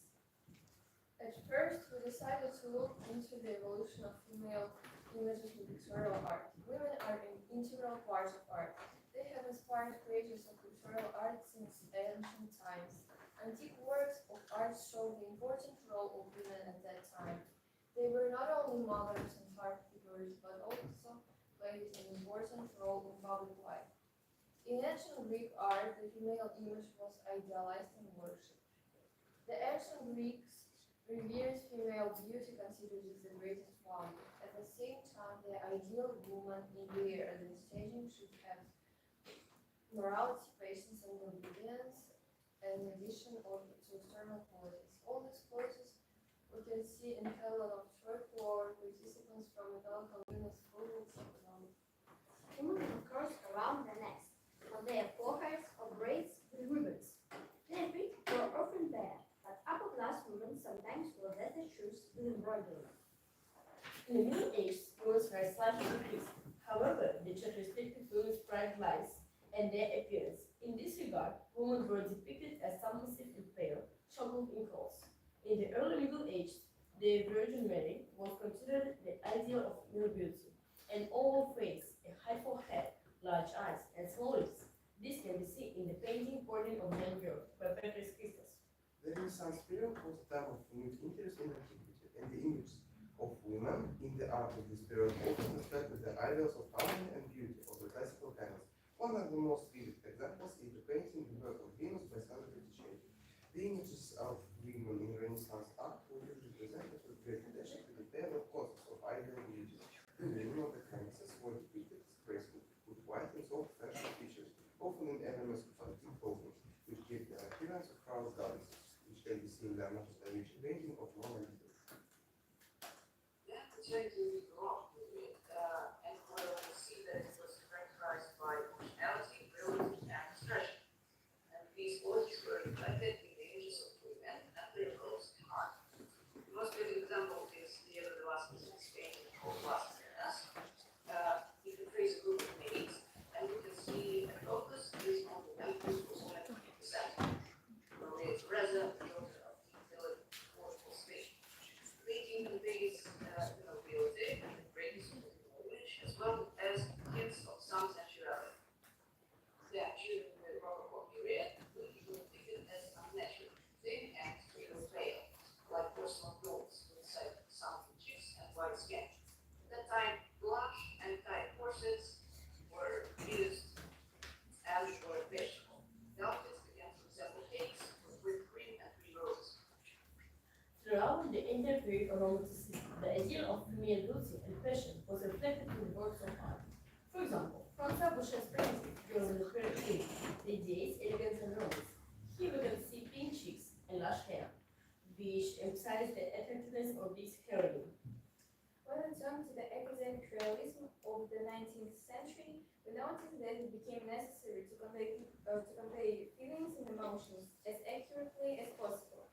One of the most prominent representatives of that period was Georgios Ikaridis. In the 19th century, something strange happened. Corsets, once so necessary, went out of fashion. The women were influenced by the ideals of antiquity, and at those times, clothes were comfortable and didn't constrain movements. We were wondering what influence Greek culture had on fashion in general, and whether ancient trends in modern clothing have been preserved. The Greek style is one of the most influential and enduring sources of inspiration in the fashion world. It roots to ancient Greek culture and architecture, and still has a strong influence on modern design collections and trends. It inspires designers with an elegant and airy outlook. One of the key elements of this style is the use of soft fabrics such as chiffon, silk, or cotton, which give the clothes lightness and freedom movement. Long dresses, ruffles, draperies, and Greek leaves are all characteristics make it so recognizable and attractive. Our research was aimed at studying the Greek style in modern fashion, its features and applications in modern collections. We wanted to compare the past and the present to find the connection that can be traced. The history of Greek style in fashion goes back thousands of years. In ancient times, clothing was simple and elegant, as natural habits, black velvet and drapery were widely used. The ancient Greeks also paid great attention to accessories such as sandals, gloves, and jewelry. With the same height and style, dresses and toga, they used drapery and whiskey, as well as decoration in the font, laurel wreaths, and Greek motifs were characteristic features of the Greek fashion of the time. Pleating is also a characteristic feature of the Greek style. It has texture and volume to cloth, giving them lightness and airiness. Open shoulders are also the hallmark of Greek dresses. They give the image a height of elegance. In modern fashion, the Greek style often uses light and natural fabrics such as silk, cotton, and linen. These materials provide comfort and freedom of movement, which is important for creating a distinctive image. The Greek style has a special place in women's fashion, due to its femininity and sophistication. Robes, fitted dresses, long tunics, and ruffles, all these elements are characteristic features of the Greek style. Designers often use drapery and light fabrics to create an effect of lightness and elegance. Many world designers find inspiration in the Greek style and integrate these elements into their collections. One of the most famous examples is the designer Mary Petrusson, who often used drapery, glitter, and frills in her work. Many other brands are also experimenting with the Greek style, creating unique and exclusive collections. For example, Versace, Dolce & Gabbana, Valentino, and Giorgio Armani. The ancient Greeks were masters at creating jewelry using various materials such as gold, silver, precious stones, pearls, and ivory. One of the most famous elements of Greek jewelry is the use of geometric shapes, abstract patterns, and symbols such as the laurel wreath, peplums, griffins, and motifs in mythology. These elements can be seen in modern jewelry created by such designers as Bulgari, Cartier, and Tiffany. Greek fashion also inspires modern designers to create jewelry using the filigree technique, which was widespread in ancient Greece. Filigree is a thin wire made of gold or silver, bent in twin sets to create patterns and ornaments. The ancient Greeks were also really good at writing shoes, using various materials, such as leather, wood textiles. They were the first to use various shoe making techniques such as leather and dressing, embroidery, and decoration. The Greek created shoes that were comfortable and practical, while at the same time elegant and stylish. And nowadays, Greek fashion inspires designers to create shoes that imitate ancient fashions, such as sandals, barefoot slippers, and belly flats using antique motifs and styles. Now having analyzed the features of the decision of the religious creative applications of Greek fashion on the modern world, we are eager to find out whether it's a has influenced fashion or not. We learned that fashion designers often use basics to reflect the quality of the work itself on the fabric, or replicate the image from the basic. In other words, they transfer the basic to their products as a print, or bring to life clothes depicted on the basics.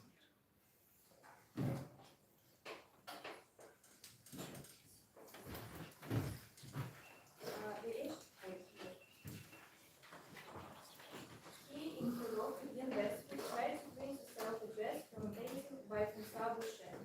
The designer of the dress almost completely copied Madame Pompadour's clothes, conveying the aesthetic of silk products from the painting.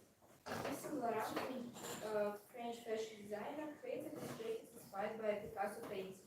The designer completely copied the image of the jacket, preserving its geometric shapes, colors, and the unique daring character. A big fan of art, Yves Saint Laurent used famous paintings in his work. The designer paid tribute to his Mondini in his autumn collection of 1965. Inspired by the geometric themes and pastel shades of the artist's works, he presented 6 cocktail dresses whose styles have become iconic. The Dolce & нормально Don't будет. you, О, там don't сказали. you give us the women's sort of 2012 election, refers to Italian Baroque election. Fashion designers trained in art history and fashion drew ideas from the decoration of the solid silicon group is painting portrait of art Austria, for its special significance. The designer's attention was attracted to the belt shaped sleeve and a round collar. As a result, he created dresses and cakes made of luxurious fabrics with the addition of lace and brocade. We were inspired by the ideas of modern designers who their images from famous painters and decided to create our own style of female images using portraits by the Greek artist Georges Paidis. To implement this idea, we analyzed the features of the Greek artist's works. Georges Paidis was born on 11 January 1853 on Lesvos. He studied sculpture and painting at the Athens School of Fine Arts from 1870 to 1876. The artist's influence on Pythagoras and the sculptor Joseph Leonidas were his teachers. In 1877, after receiving a scholarship from the Greek government, he went to Munich to continue his art education at the Academy of Fine Arts and to improve as an artist being supervised by Count Theodore von Pilotsky. At movement representative and realistic historical painting. Я пришли в Китай, девушку, which is white, was seriously influenced by German academic Paris in Munich. He represented a reputation as one of the most successful artists, and his work was sold for large sums.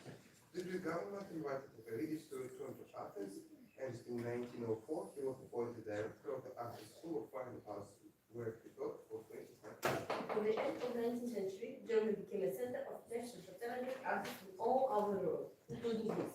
The big state firmly encouraged the desire of artists to study at their own Academy of Fine Arts, and the study of painting was especially welcome. The approach representatives of the Munich School to Art has become fundamental for the Greek artists and conservatives. The thing is that the Greeks tried to depict Byzantine dependence on their canvases, because the tradition of Byzantine icon paintings that had great influence. The artists of the Munich School suggested moving away from this familiar experience and adhering to academic canons. It became necessary to convey the experience and emotion as accurately as possible. It was forbidden to experiment with the style. It had to clearly correspond to the chosen historical epoch. The pieces faithfully followed the geometric realism of the Munich School. The Greek artist painting finds one response from both critics, and the bar founded for the Bavarian capital. Other critics were Greek academicians of the Roman artists, everyone from the royal house to the representatives, thought that the political and economic life of this place aspires to be immortalized by the famous artists. Since Since Secavidis did not experiment on the appearance of women's costumes, in portrait images we can follow the changes in fashion, speculating on the causes of these changes as the costume is a mirror of the civilization development. The revolution in the world of fashion began with the advancement of clothing, which were so popular during the period of the Second Rococo style.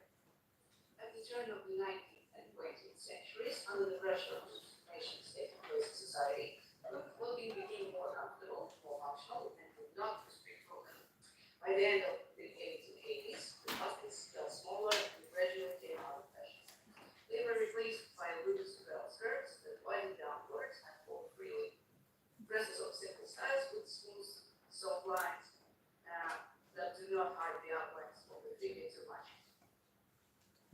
On the screen, you can see QR code. Please use your mobile phone to open our catalog, and we'll tell you about the main trends in fashion of that time through the works of art.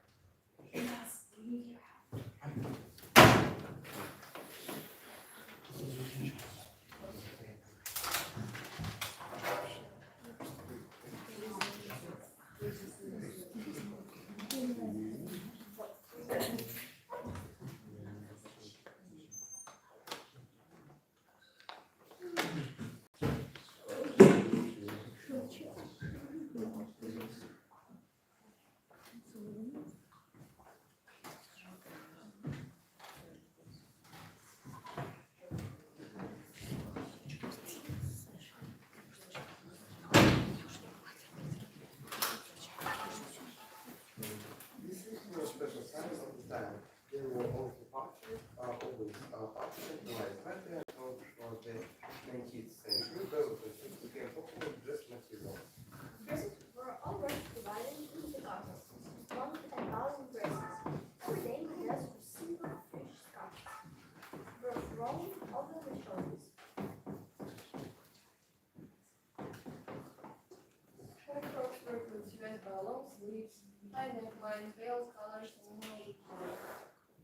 They remained the same in style regardless of the season. Morning coats were popular from the 19th to the beginning of the 20th century. Although they evolved with fashion, they usually had a loose fit and were wider than the color.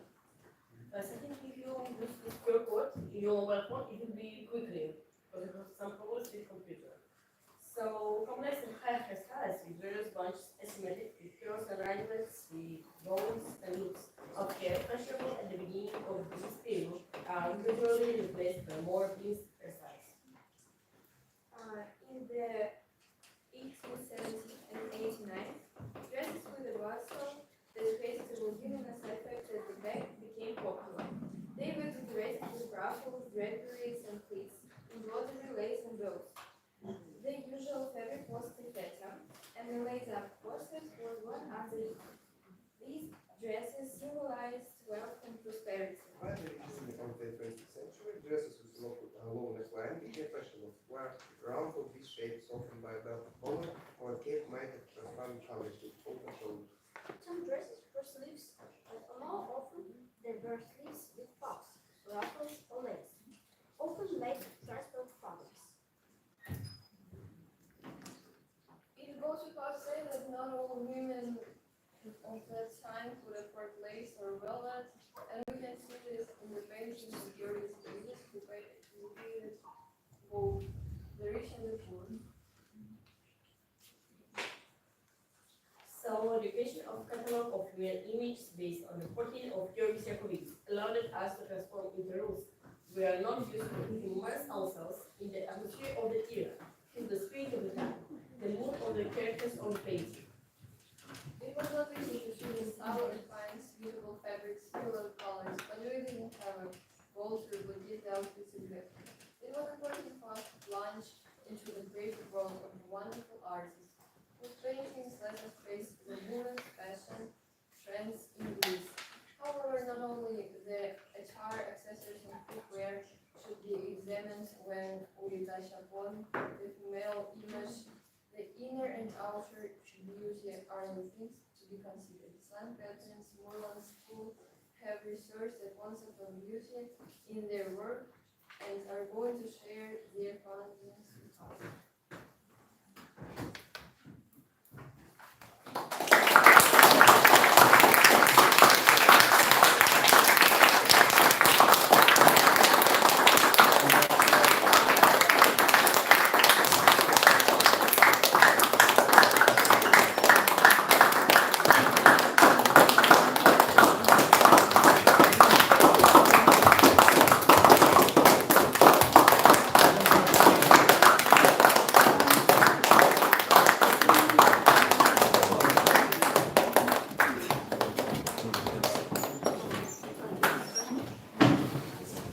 Congratulations to Mika School for this really very impressive presentation and very well organized presentation.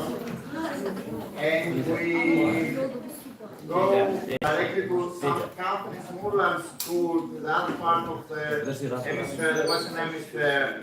What time is it there? Just a sound test, but you can tell us what time it is now. Can you hear us? Oh, I'm so sorry about that. I'm so sorry about it. Could you please share the screen, your screen with us, just to check. Perfect. And in presentation mode, also.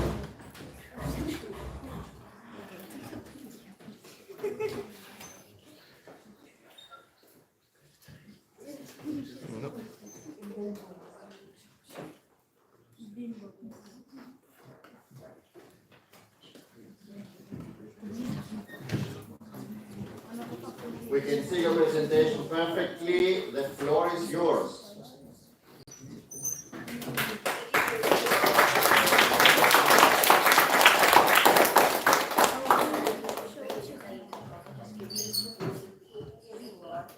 how this notion should be. First of all, we're the guidance on the school and safety international communication. For the more thorough presentation, we will be studying the beauty standards and the influence on culture norms. When analyzing different sources, and taking into consideration what we have learned in the different lectures that we have been attending to in the last month for this project, as a team, we agree on focusing on the definition of the concept of beauty as the idea of a mirror reflecting our values and beliefs of culture, which acts as a core ideal of community. With the passage of time, beauty standards have shifted based on societal preferences and cultural context. From the perfectly proportioned physics of ancient Greece to the diverse and inclusive ideas of today's hospital.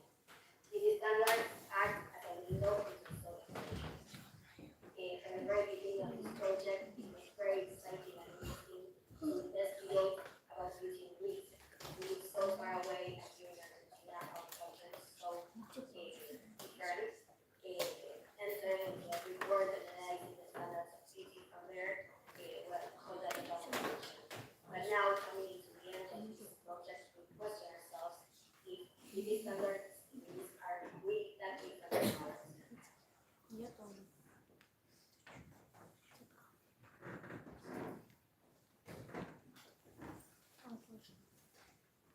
As my roommate said, it is essential to state that the concept of beauty has long been reflecting the values and beliefs of cultures throughout history, which act as core ideals of different communities. The word beauty in ancient Greek is kairos, applied equally to both men and women. From this word, the concept of kairos looms, which combines beauty and agathos, the ancient Greek word for spiritual. This word was only used to refer to men, especially to men that are considered handsome and brave. Numerous other translations suggested to convey the social aspect of these traits. This includes gentleman and knight, as well as war hero and martyr, which are translations that emphasize the military elements connected to the bravery and virtuosity of this creature. In this way, this concept reflects how Greeks thought that virtuosity was seen through their physical appearance.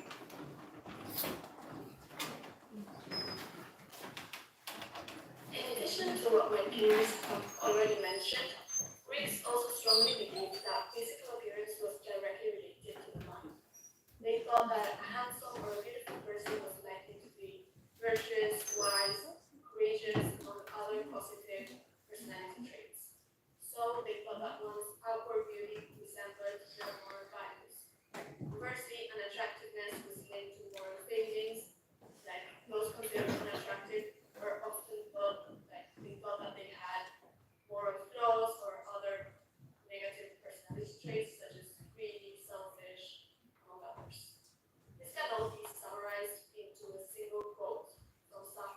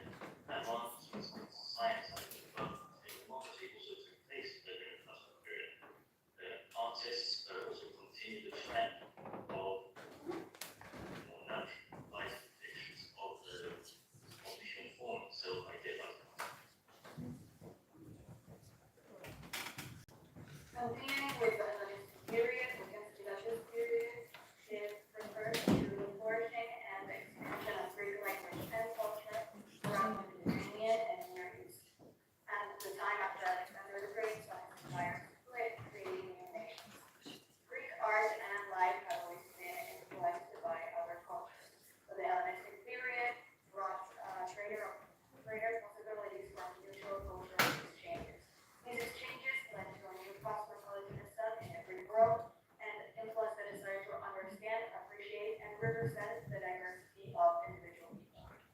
Hellenistic philosophers shifted from a focus on art to a focus on beauty. Their ideas of beauty were largely focused on now pleasure and virtue other than mathematics like the philosophers before them. Artists started exploring new ways of representing emotional effects, individual experiences, and forming ethos. On the other hand, the Roman period is one known as the end of the independent Greek cities and the beginning of the Roman Empire's rule over Greece. Greek culture had an influence on the Romans, therefore the Greco-Roman civilization arose. The Romans then learned sculpture and painting largely thanks to the Greek and helped transmit Greek art to later ages. They thought their gods now as people but greater and grander and more beautiful than any other community. They tried therefore to portray the ideal concept of beauty instead of any particular representation.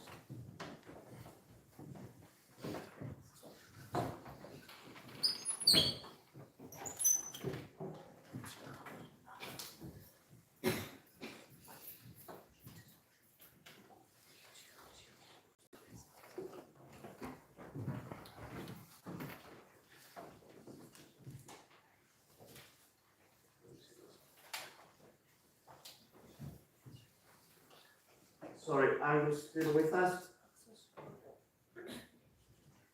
Yes, I think the person who's speaking.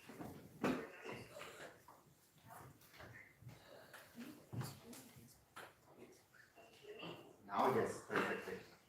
Okay, sorry, I was trying to, thank you. So, besides from the period in ancient times, we will also be discussing the contemporary time, in which a technological evolution has taken place and our perceptions of all types of concepts were affected. Therefore, we will be analyzing how the concept of beauty that shaped cultural values has transitioned from ancient Greece to contemporary time, highlighting both enduring and evolving styles. The concept of beauty has influenced different cultural values to a large extent in Greece. To begin with, the ancient Greeks had a deep appreciation for beauty and in their culture, from art and literature to philosophy and religion. In fact, Plato postulated that by seeing the physical world, the soul glimpses higher truths and realities that transcend material realm, therefore determining that beauty helps our soul connect with divine roots, connecting attractiveness and spiritual growth. And later on, as regards contemporary times, our beauty bias leads us to believe that people who are physically attractive are morally superior and smarter. Not to mention, this facial attractiveness has been proven to help people to obtain better jobs, which is the reason to legally address this issue of lookism, which is the discrimination based on physical appearance. Furthermore, violence has almost always been depicted as unattractive, which also highlights this connection between our inner and outer beauty and how it has prevailed through time, and also how this concept of holistic ethos persists in today's societies, consciously and subconsciously. So this physical beauty that can be and has been linked by us humans to goodness throughout centuries can actually be defined universally as someone being desirable or attractive. The problem arises when we have different cultures that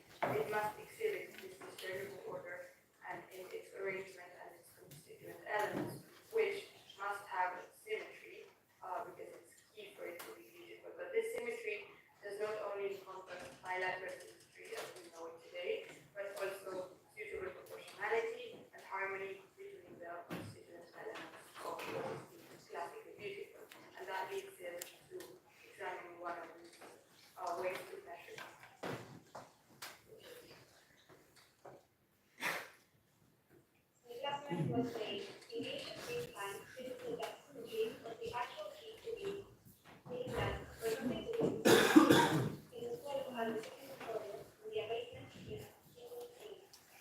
This is called the golden ratio, which by definition is the standard for measuring beauty and a proportion that is known in nature, and beauty symbolizes perfect. The golden ratio is associated with famous reliability, the Fibonacci sequence. The Fibonacci sequence is a numerical series in which the sum of two consecutive numbers always results in the next number. The relationship between each number was makes the golden ratio. We subconsciously attribute great beauty to those whose faces most closely exhibit proportion. This became popular very quickly, and it was classified as the grand proportion. So, in ancient times, if someone had some sort of progression of feature, they were automatically considered beautiful for an instant. The discovery of the golden ratio can be reflected nowadays in certain architecture, art, and different aspects of nature. As for example, the design, the arrangement of the galaxy, the nose of the shapes, the proportions of the human body, the strange orbits of the hurricanes, and even the galaxy.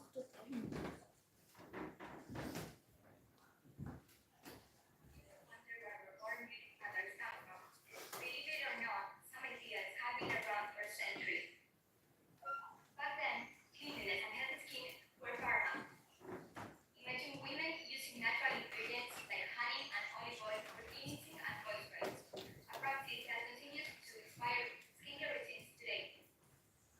But the fact is that these beauty products were actually luxury items and only accessible to the wealthy.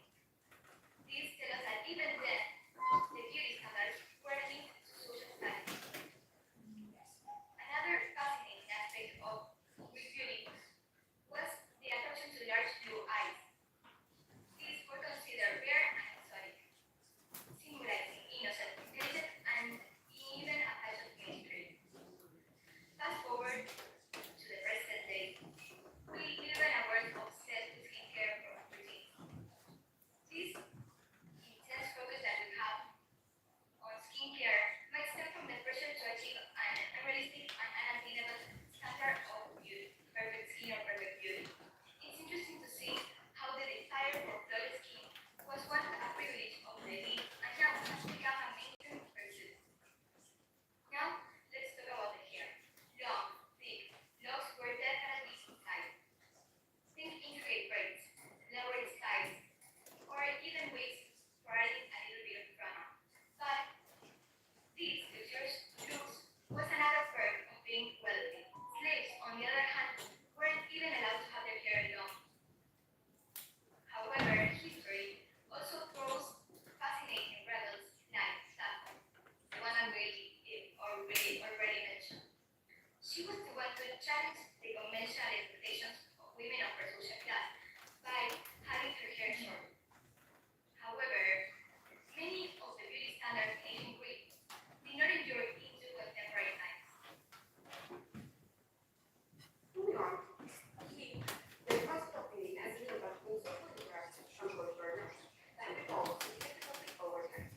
In the past, beauty standards were often dictated by cultural norms and pressures, leading to a relatively consistent idea of beauty within different cultures. Nonetheless, over time, globalization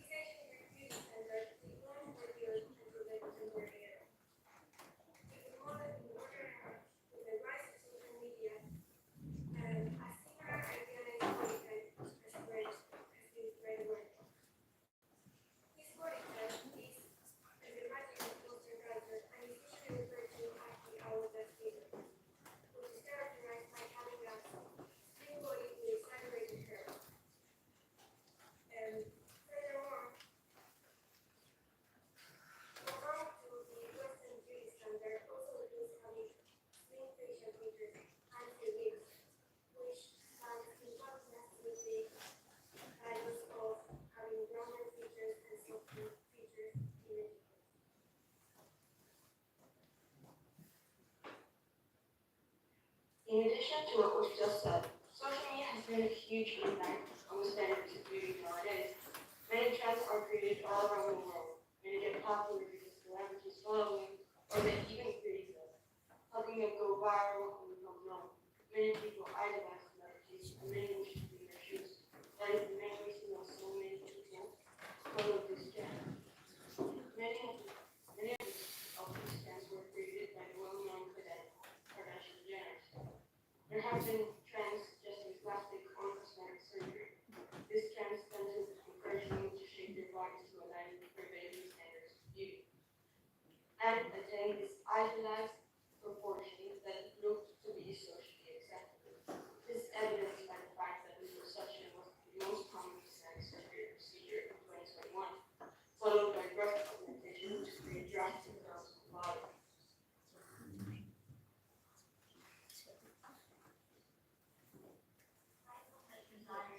Body shape. Hair color has also varied throughout time. In ancient Greece, red hair was a brilliant thing, as it was associated with traits of bravery and honor, and it was often considered a mark of beauty for this hair.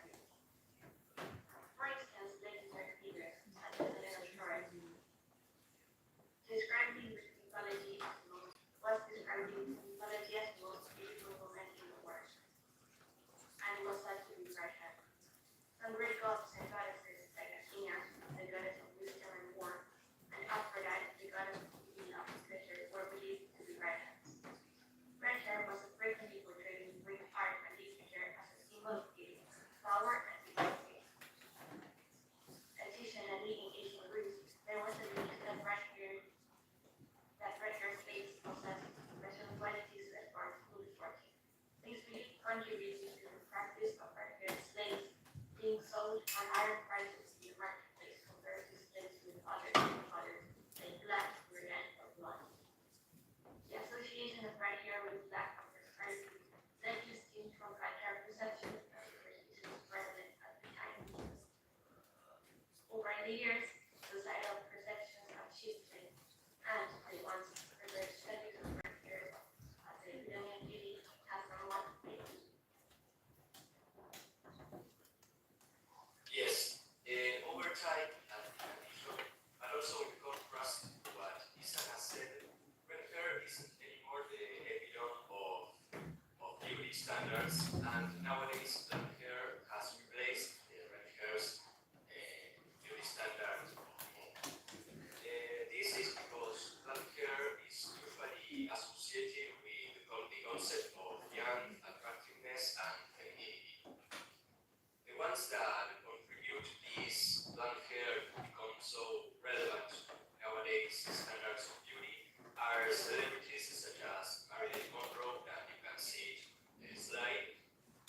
And well, I think this is relevant to the theme because to conclude with this topic, it reveals how social perceptions can change through time, and what is strange or uncommon in one time and place can through time become common and natural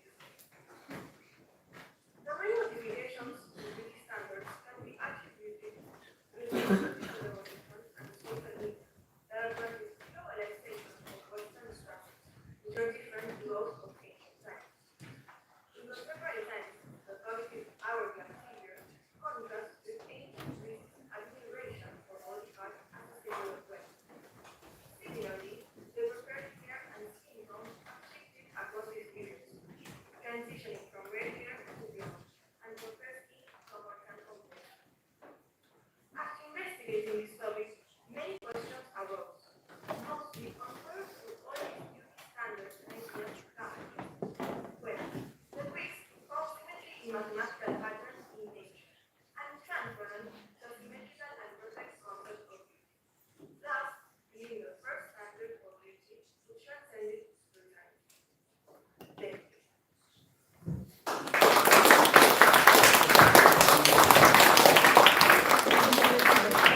Thank you so much for coming forward to Argentina. Excellent presentations. Congratulations. Congratulations.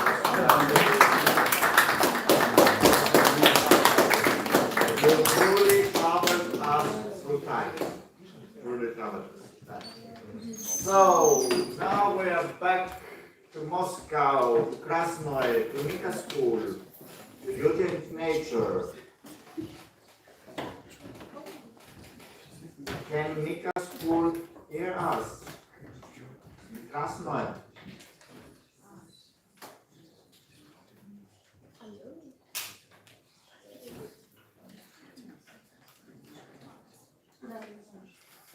Perfect. Thank you so much. Welcome. And your presentation is entitled Beauty and Nature, and the floor is yours.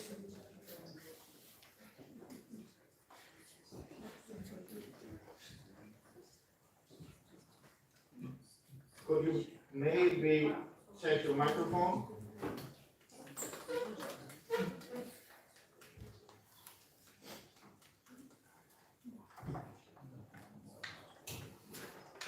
Yes, now we can hear you.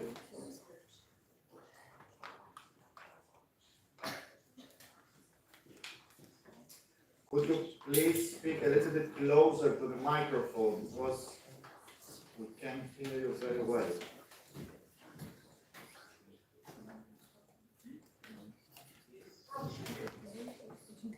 The great ancient Greek was first started studying linear world mechanics, stated above it.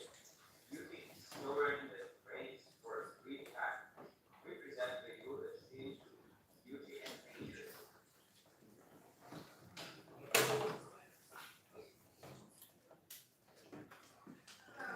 Five. You can see the landscapes of the islands of Greece here. Aren't they beautiful? Even though we can't hear the answers of each of you, we're sure that you can amplify the shots. But why? We live in different countries, sometimes we don't know Turkish language, but do we think our creation? During our work on the Beauty and Nature project, there were another question in our group. So you can see them on the slide. In the first reflection, we found some unexpected answers which we wanted to share with you. The shots that we offered you to watch at the very beginning captured the natural beauty of sunny Greece. And this is not because our conference is taking place on Greek soil. It was ancient Greece that became the cradle of the idea of beauty. It was the ancient Greek philosophers who first began to study and search for criteria. And is all of this accidental? We don't think so. Greece is the motherland of many wonders and natural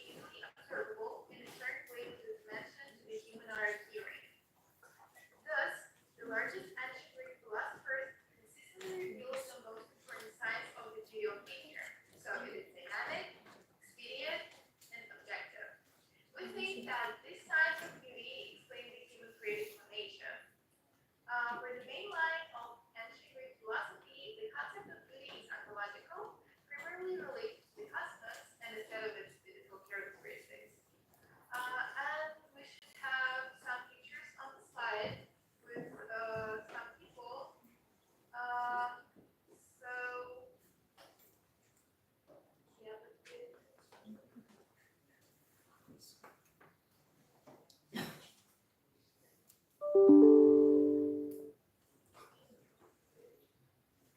We're sorry.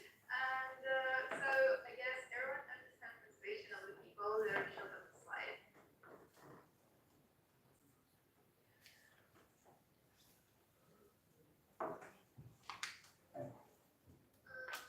Were offered to make sure interactive were true of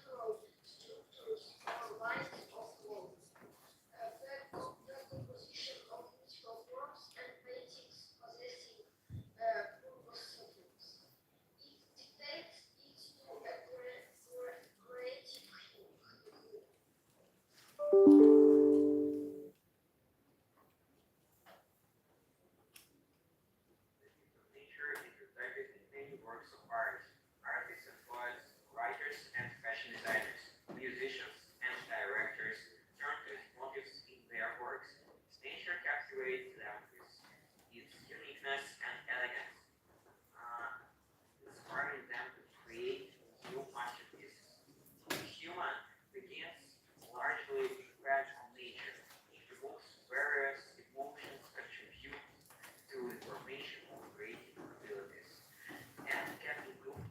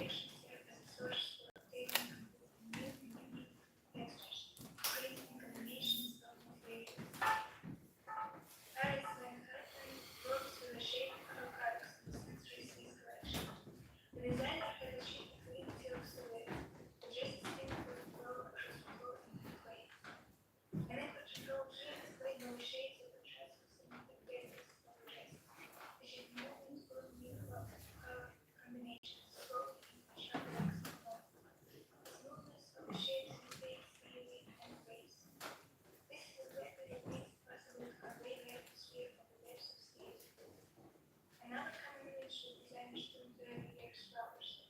They become special for flowers in spring and summer season. Brands play flowers in different crops in different ways. Sometimes it's barely noticeable better, and sometimes it's the whole crop, the shape and giant color.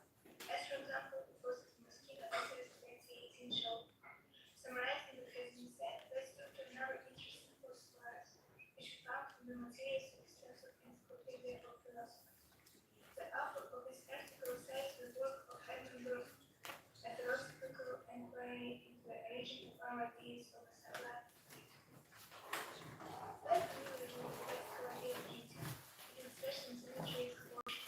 The flowers come in all kinds of shapes and different directions. There are two variety of shapes. There are also unique flowers, the rose and the rose. An apple tree flower is very small, but the rose is very big. The rose and apple tree flower are beautiful. The snail, admittedly a beautiful bird, has a neck longer than the rest of its body and very short tail, and beautiful proportions. You must assume that this is the case. But what about the eagle, which has a relatively short neck, yet longer than the neck and the rest of the body combined? There are certain parts of the human body that are observed to correspond to certain proportions to each other, but before it can be brought to place in a position, goes for beauty and vanity. It must be shown with the relative accuracy of persons who very well educated. Symmetry and proportions cannot be an arbitrary prepared or beautiful. In nature, we see many examples of the opposite. In our opinion, besides dogs, let's say very beautiful. Nature's way,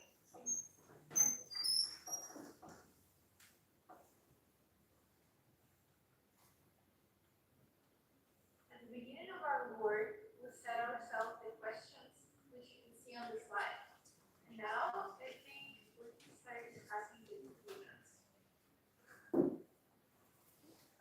According to ancient philosophers, beauty has the following signs: dynamism, expedience, objectivity. For 2,500 years, these signs haven't lost their relevance. Nature has a beneficial effect on man that gives him creative powers and inspiration.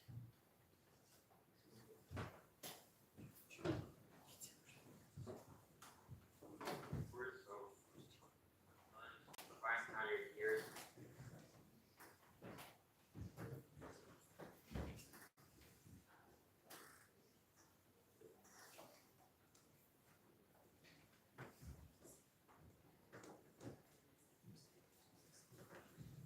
Could you please check your sound? Yes, I'm not able to.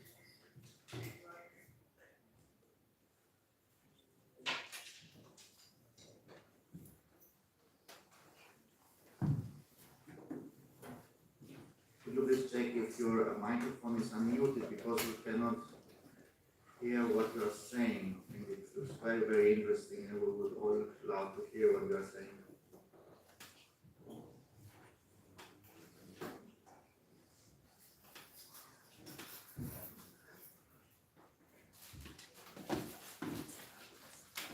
We cannot listen to you.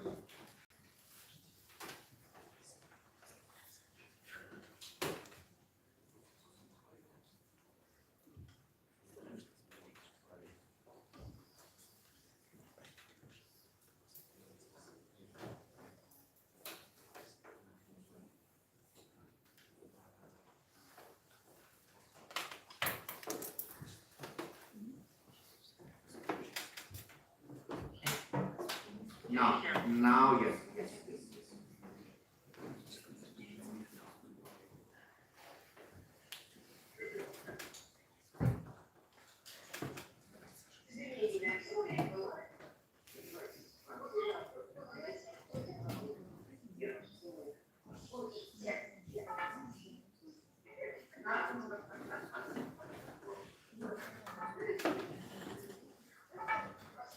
Maybe we can hear all the others, but not Miroslav. Possible that Miroslav can unmute his microphone so that we can listen to what he's saying.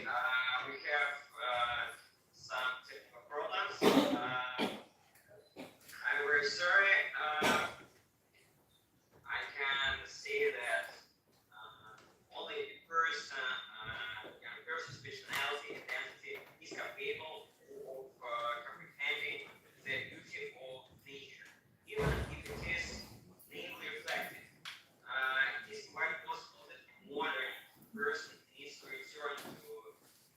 original name, but very sincere comprehension of the beauty of nature, which was given to the world by Greek culture, remembering that this expression of nature, that the unified idea of our world is expressed. They found the beauty found in nature has always awakened imagination and creative abilities of man. Observing the wonders of the natural world, people were inspired to create myths and legends, glorifying beauty and mystery. Thus, mythology intertwines its ideas of beauty, reflecting the close connection between man and the world around him. That is the end of our presentation. We're very sorry because of our problems. Okay. It was excellent. Thank you very much, Rikas.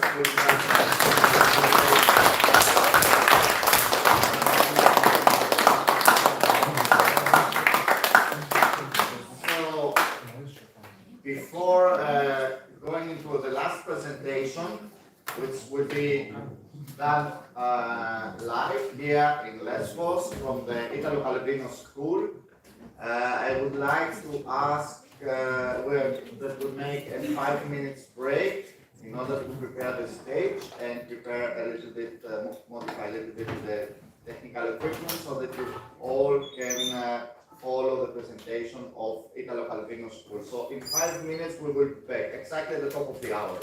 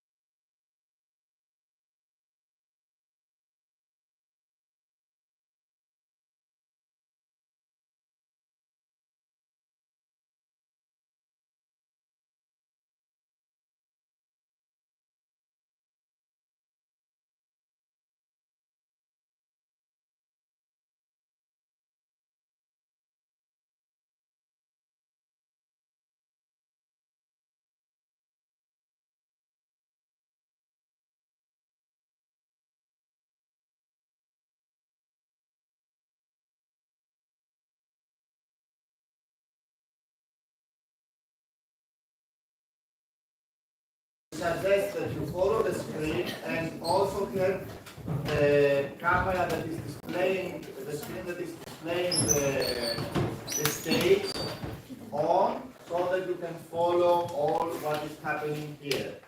Before starting our presentation, I would like to say just a few words that our thoughts are all of the team of Italo Calvino, of course, to Francesco, who unfortunately couldn't be here with us today because he has prepared a lot of things. He has worked very hard for this, but unfortunately a sickness couldn't allow him to be with us. So our thoughts are with him, and I'm sure that the Italo Calvino students will give their best to dedicate this performance to him.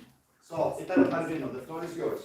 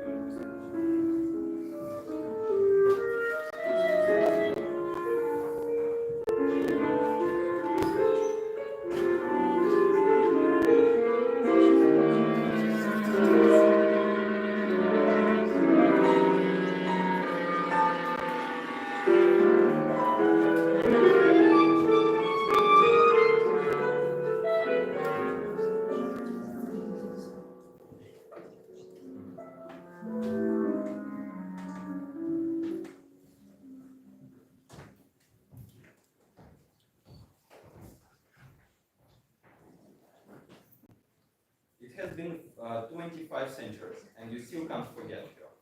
I'm quite sure you are interested in other things too, aren't you? Certainly you are worried about politics, geopolitics, or what you call the world's new order. Or that's for gold, or that's for black gold, or it's just for the power itself, which is the main driver of many relationships. The feeling of power over someone else. You are addicted to these feelings, aren't you? You want to be served, admired, and envied. Oh, we owe you much, but you're wrong now. Can't you see the fairy tale you told about mankind? How it was the way they are now today? They can't forget her because she's immortal in their souls. They crave her in their limbs and hearts. Do you still think they go to war for power or money? I see. I see you have aided them in this madness against the gods, to possess eternal beauty. That's a mistake, young man. That's what we can't obtain as mortals. Who did really fight for the beauty? They said they did, but they were greedy and hungry for their own glory and power. And I tried to find a man in all this tale, whose desire was deeper than this, who really believed that she could be seen for what she really is.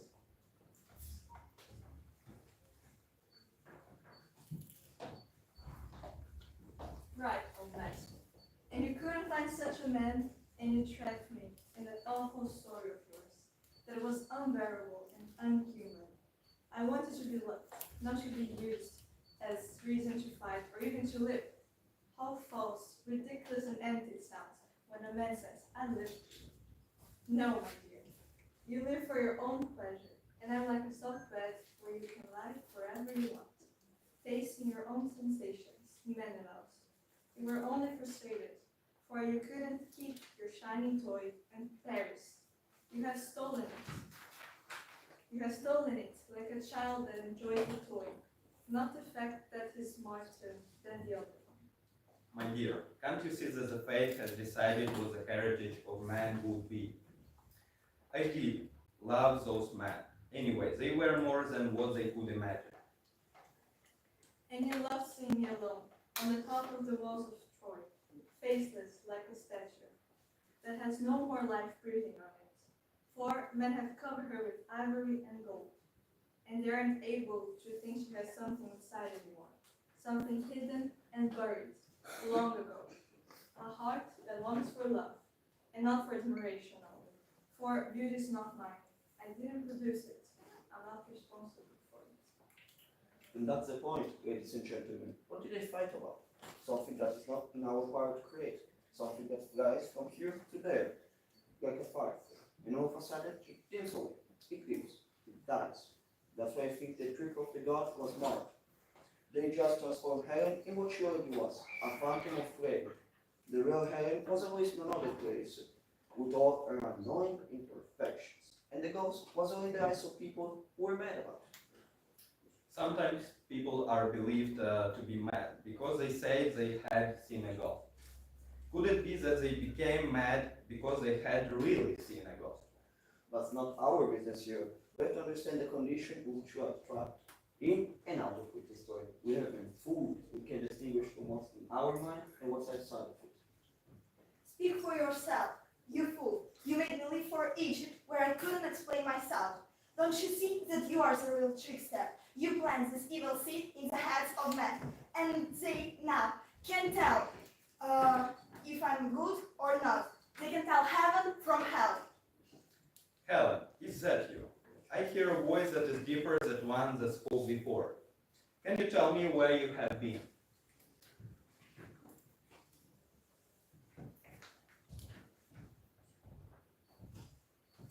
I'll tell you, Master. She has always been in our hearts, as the perfect image of beauty itself. There's only one heaven. She's the eternal idea that only artists can grasp. For she doesn't want to wear mortal clothes. She refuses to be found in everyday life. She may live in the hyperranium up there, where they breathe thin air and drink the rays of the sun. I'm here. I'm here. It can be, not at the same time, in the same place. That's how the trick. They were my friends. The gods always play with us like this. That's why I wanted to crack the game. When I was young, I believed I could find the beauty in the streets of the countryside, or behind the lighted windows of an old house, or, as it whispered, in the trees and shining flowers, knocking on the doors of my heart while I was dreaming.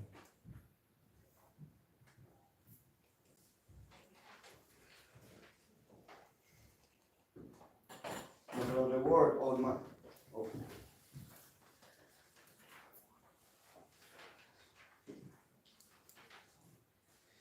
I don't follow you. That's exactly what I was trying to tell you. She's a dream. Beauty shines and then it's gone.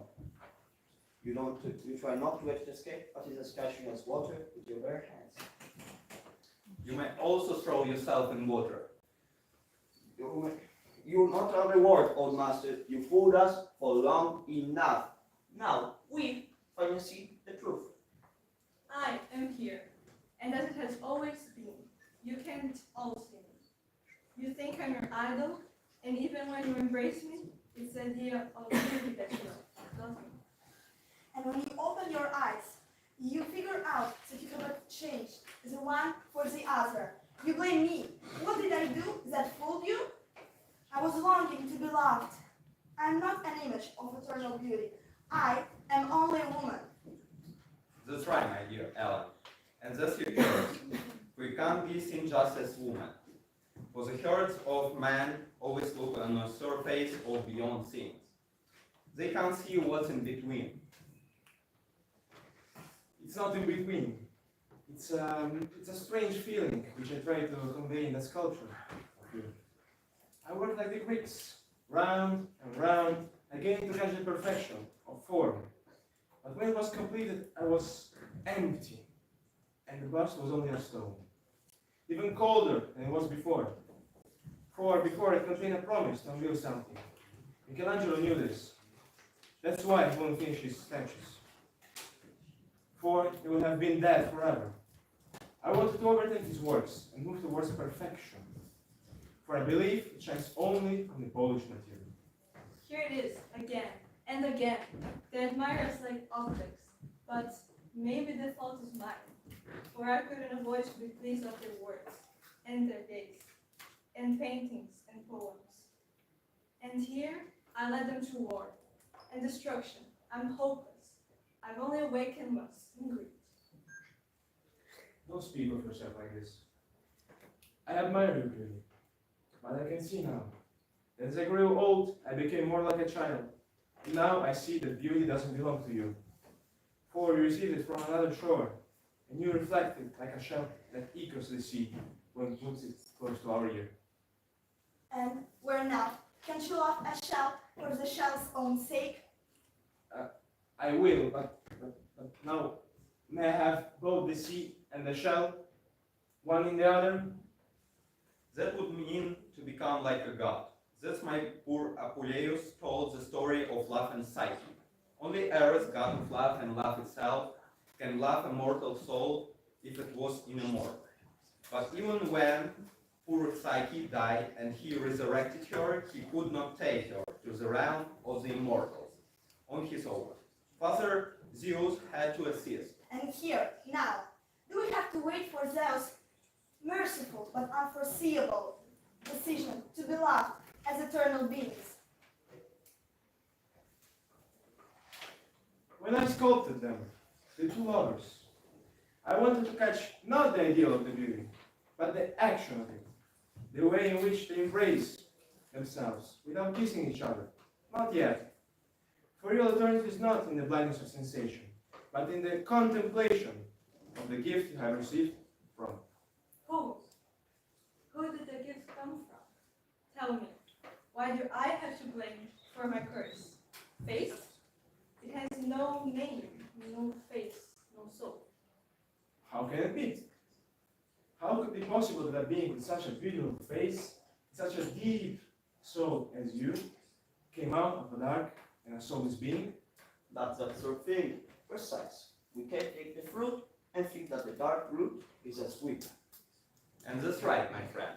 But even roots can be eaten when you are really hungry, and even more so. You can't produce life from stone, but you can grow fruits out of roots. However, no one knows how to do it. Only life generates life. Your time is up. Stop with this optimistic, superstitious thoughts. Accept our tragedy and be worthy and refuse to be fooled by the gods.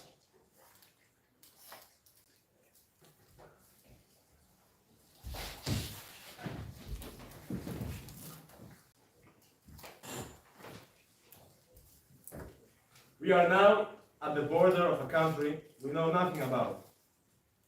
But its scent fills the air, even from far away, awakening memories of a happiness we experienced once. I want to leave searching for it, or I shouldn't say it out loud, but I will say it anyway. What if we ask beauty itself to show us her face? She's maybe so shy. She wants to be asked, and she refuses to be forced into marble or poems. She shines reflected on the faces of her beautiful talents, both of them. But what about light itself? The moon doesn't shine on its own, and it doesn't even know because of what she shines. Will you ask it with me?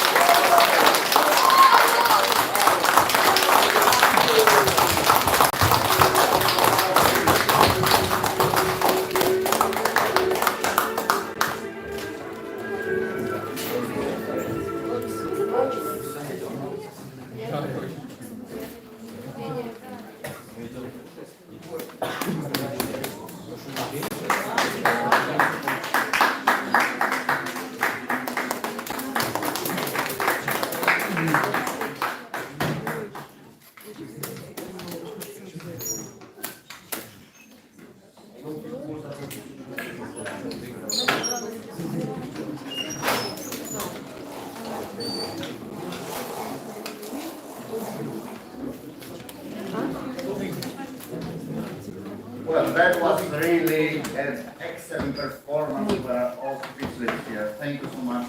That has been a pleasure.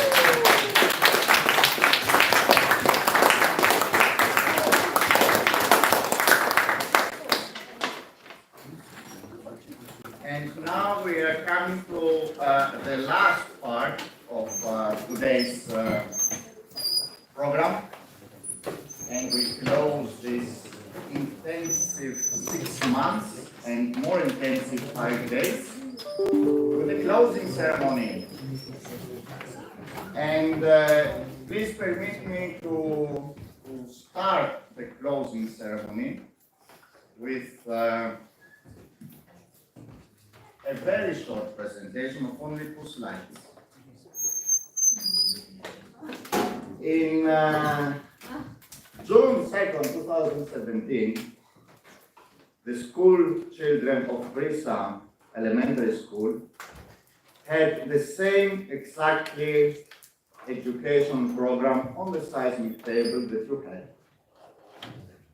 about learning how to behave before, during, and after an earthquake. 10 days later, this is the result of an earthquake of 6.3 that struck Lesvos and hit especially hard the school of Brisa. Although the school is totally destroyed, was totally destroyed, none of the children was injured. And that is one of the greatest, let's say, rewards of our work. That we try, besides of course to transmit the passion we have for nature, for culture, for intangible heritage, and to introduce you this heritage of Lesvos to all the visitors, to all the local people, is also to prevent any kind of loss in human life and to do whatever we can in regards, in this case, of the seismic hazard. So as you can see, they had a very beautiful library with a small school. It's a small library. It was a small library, which was totally destroyed also after the earthquake. Thanks to this program, thanks to all of you, we helped a lot to start to rebuilding and recreating this library. And the directors of Brisa Elementary School is thanking you all for your contribution to restart and regenerate their library, along with a very fine printer that is very, very useful to them. So you can see it's starting with some books, and I'm sure very, very soon this bookcase will be totally full. So I would like to ask Professor Nicolas Zouros now to come on stage,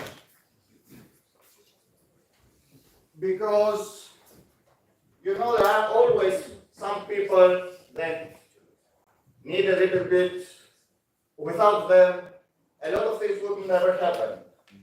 And there is always somebody who needs to push things in order to make things happen. So in this case, we would also like, for her general contribution in education, to award Mrs. Irina Rubleva, Directress of Nika School, who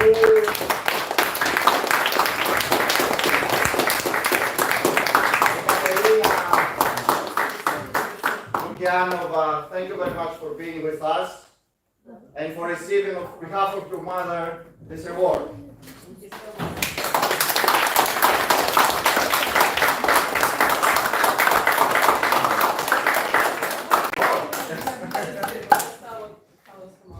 so much. Thank you so much. I'm sure we can do so much more to help the school of the earthquake. As we all have this experience now of how to behave, it actually is really useful for all of us. Okay, we have some more books for the school, and hopefully the shelves will not be empty for a long period of time. So please, Pablo, if we can pass these books. Thank you so much. Maybe we show them also the screen for online friends. So this is the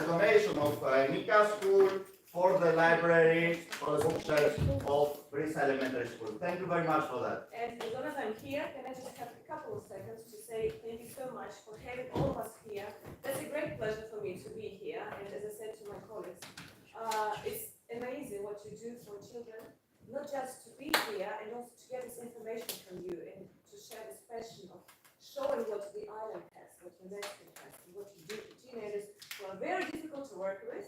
I just want to appreciate it. Thank you so much. We have some surprises in public and talking with the dogs. That would be great. So thank you so much for coming here.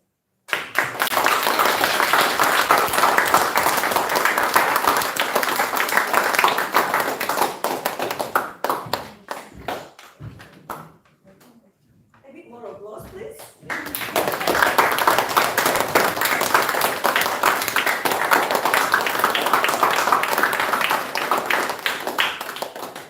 Well, I think now it's time to reward you for all the work, the hard work that you have done.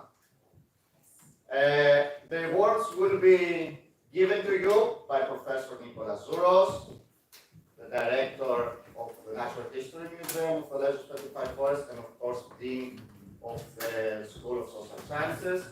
Professor Kisos, the President of Geography Department of the Athens University. Konstantina Begana, the Head of the Educational Department of the Natural History Museum of the Lesvos 25 Forest.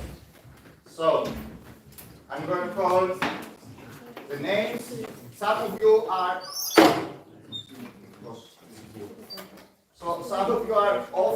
online, but we have to tell the names. So Luca Baccioli, congratulations for your participation. Benedetta Bradley, congratulations for your participation. Victoria Giacomelli, congratulations for your participation. Carlota Velaro, congratulations. Ludovica Mani, congratulations. All will receive the certificate. Josué Luigi Galbiati, congratulations. Monica Colli, congratulations. As you can understand, the order, this was from the Swiss school, yes, and now we go to Nika school. Nika school. First, the awards to those who have participated for 6 months in this project. And we start with Ilyushkina Uliana. Uliana Ilyushkina.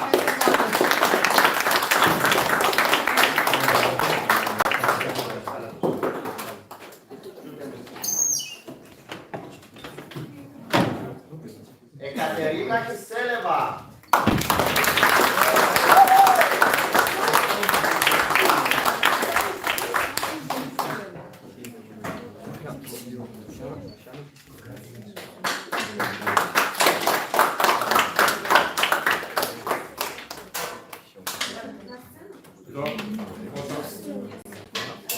Aliona Kolodei.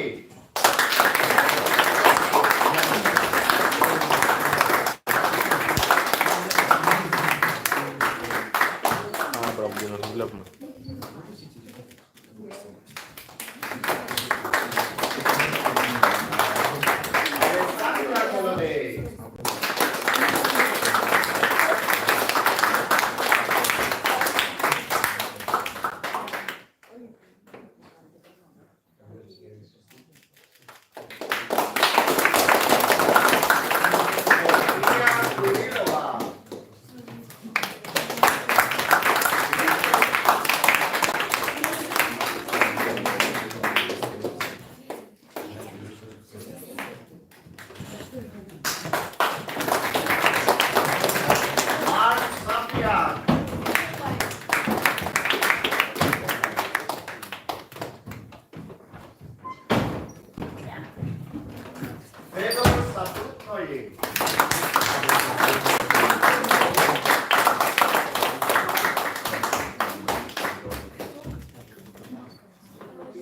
And of course, course, there has to be always a leadership, always somebody who takes care of everything.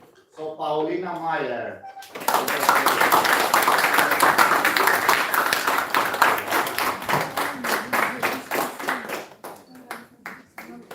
Yeah, I know.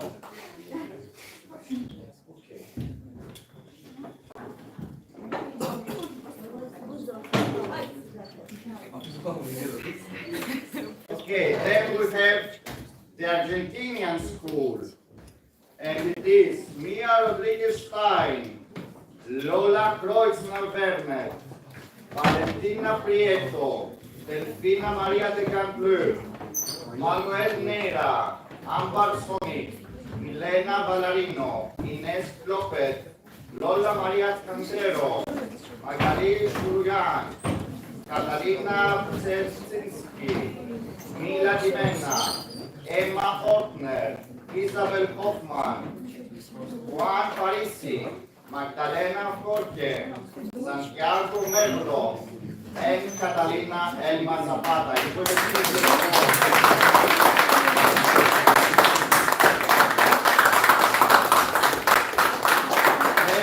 con el teacher, Silvia Morte Sabino, Angelica Cerdino, Natalia Soledad Farias,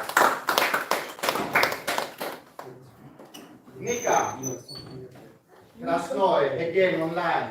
So we have Miroslav Manikin, Maria Lukova, Veronica Mirova, Lev Pretiev, Miroslav Manikin, and the teachers also Lev Pretiev.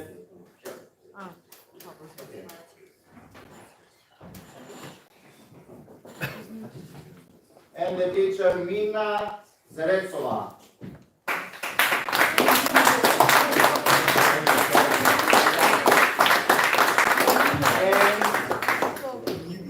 Italo Calvino. Some of you are here, some not. Matvey Kuzmichev.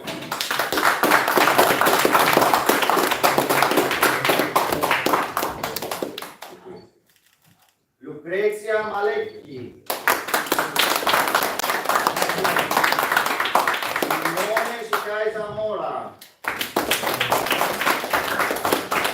Luna Rice Trelli.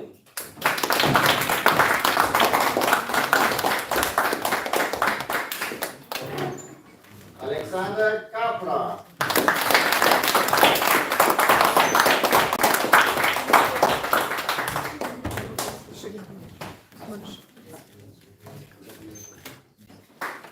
Eva Lizotti.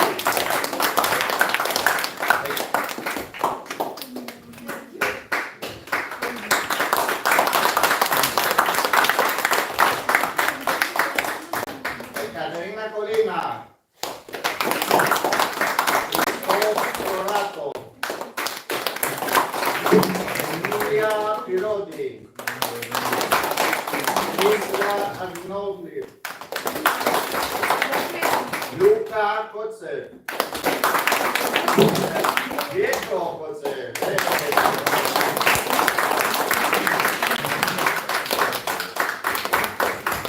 Dileta Ricchi.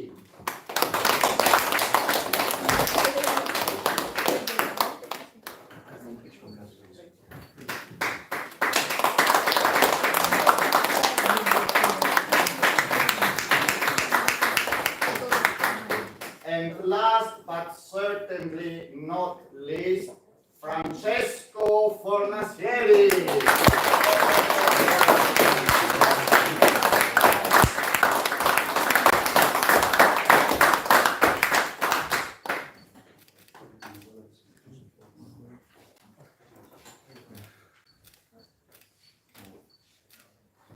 And now, for all of you who have been here in the symposium, answering all the difficult questions. Very good. Very good.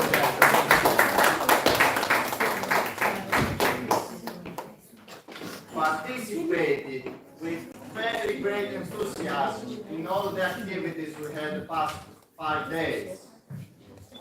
Bambenko Stepan.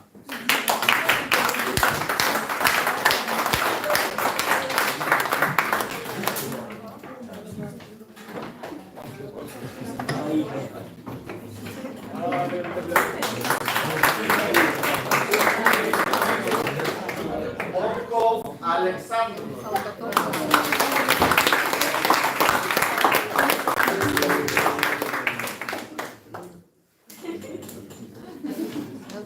Ale kto młodszy jest? Elizabeta.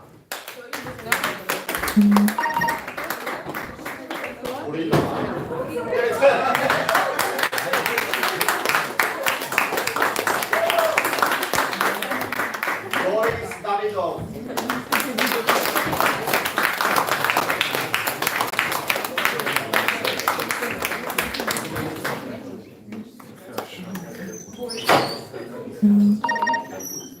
Kolomisowa Ela.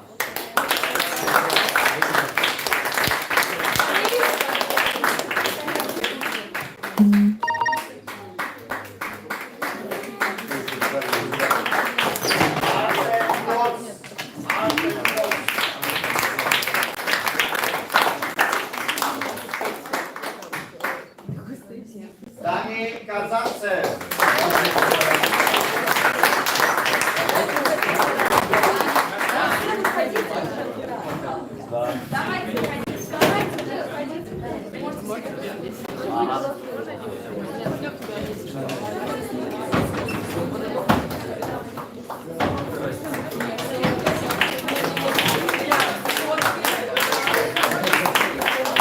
Galina Korodej.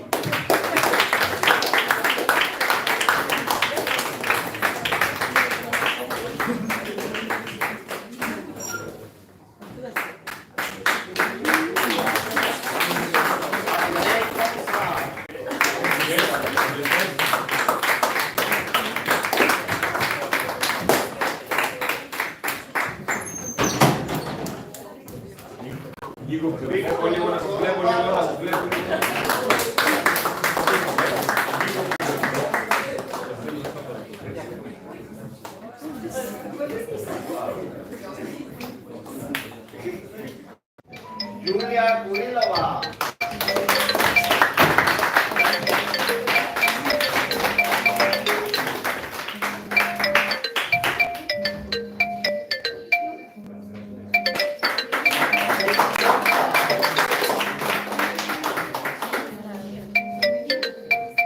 Maxim. Where is Maxim? Maxim.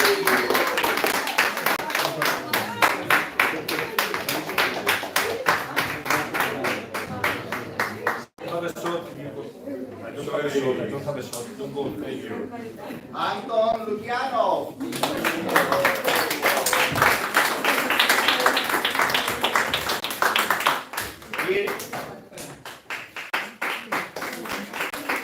Girish Shikin.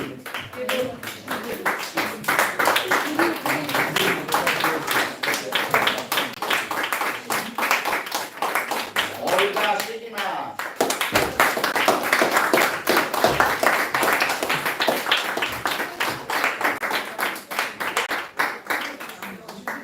Polina Strokova.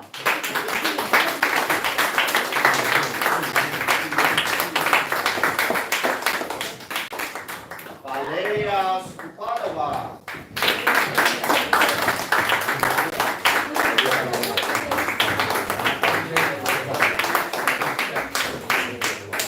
And Milana Belkova.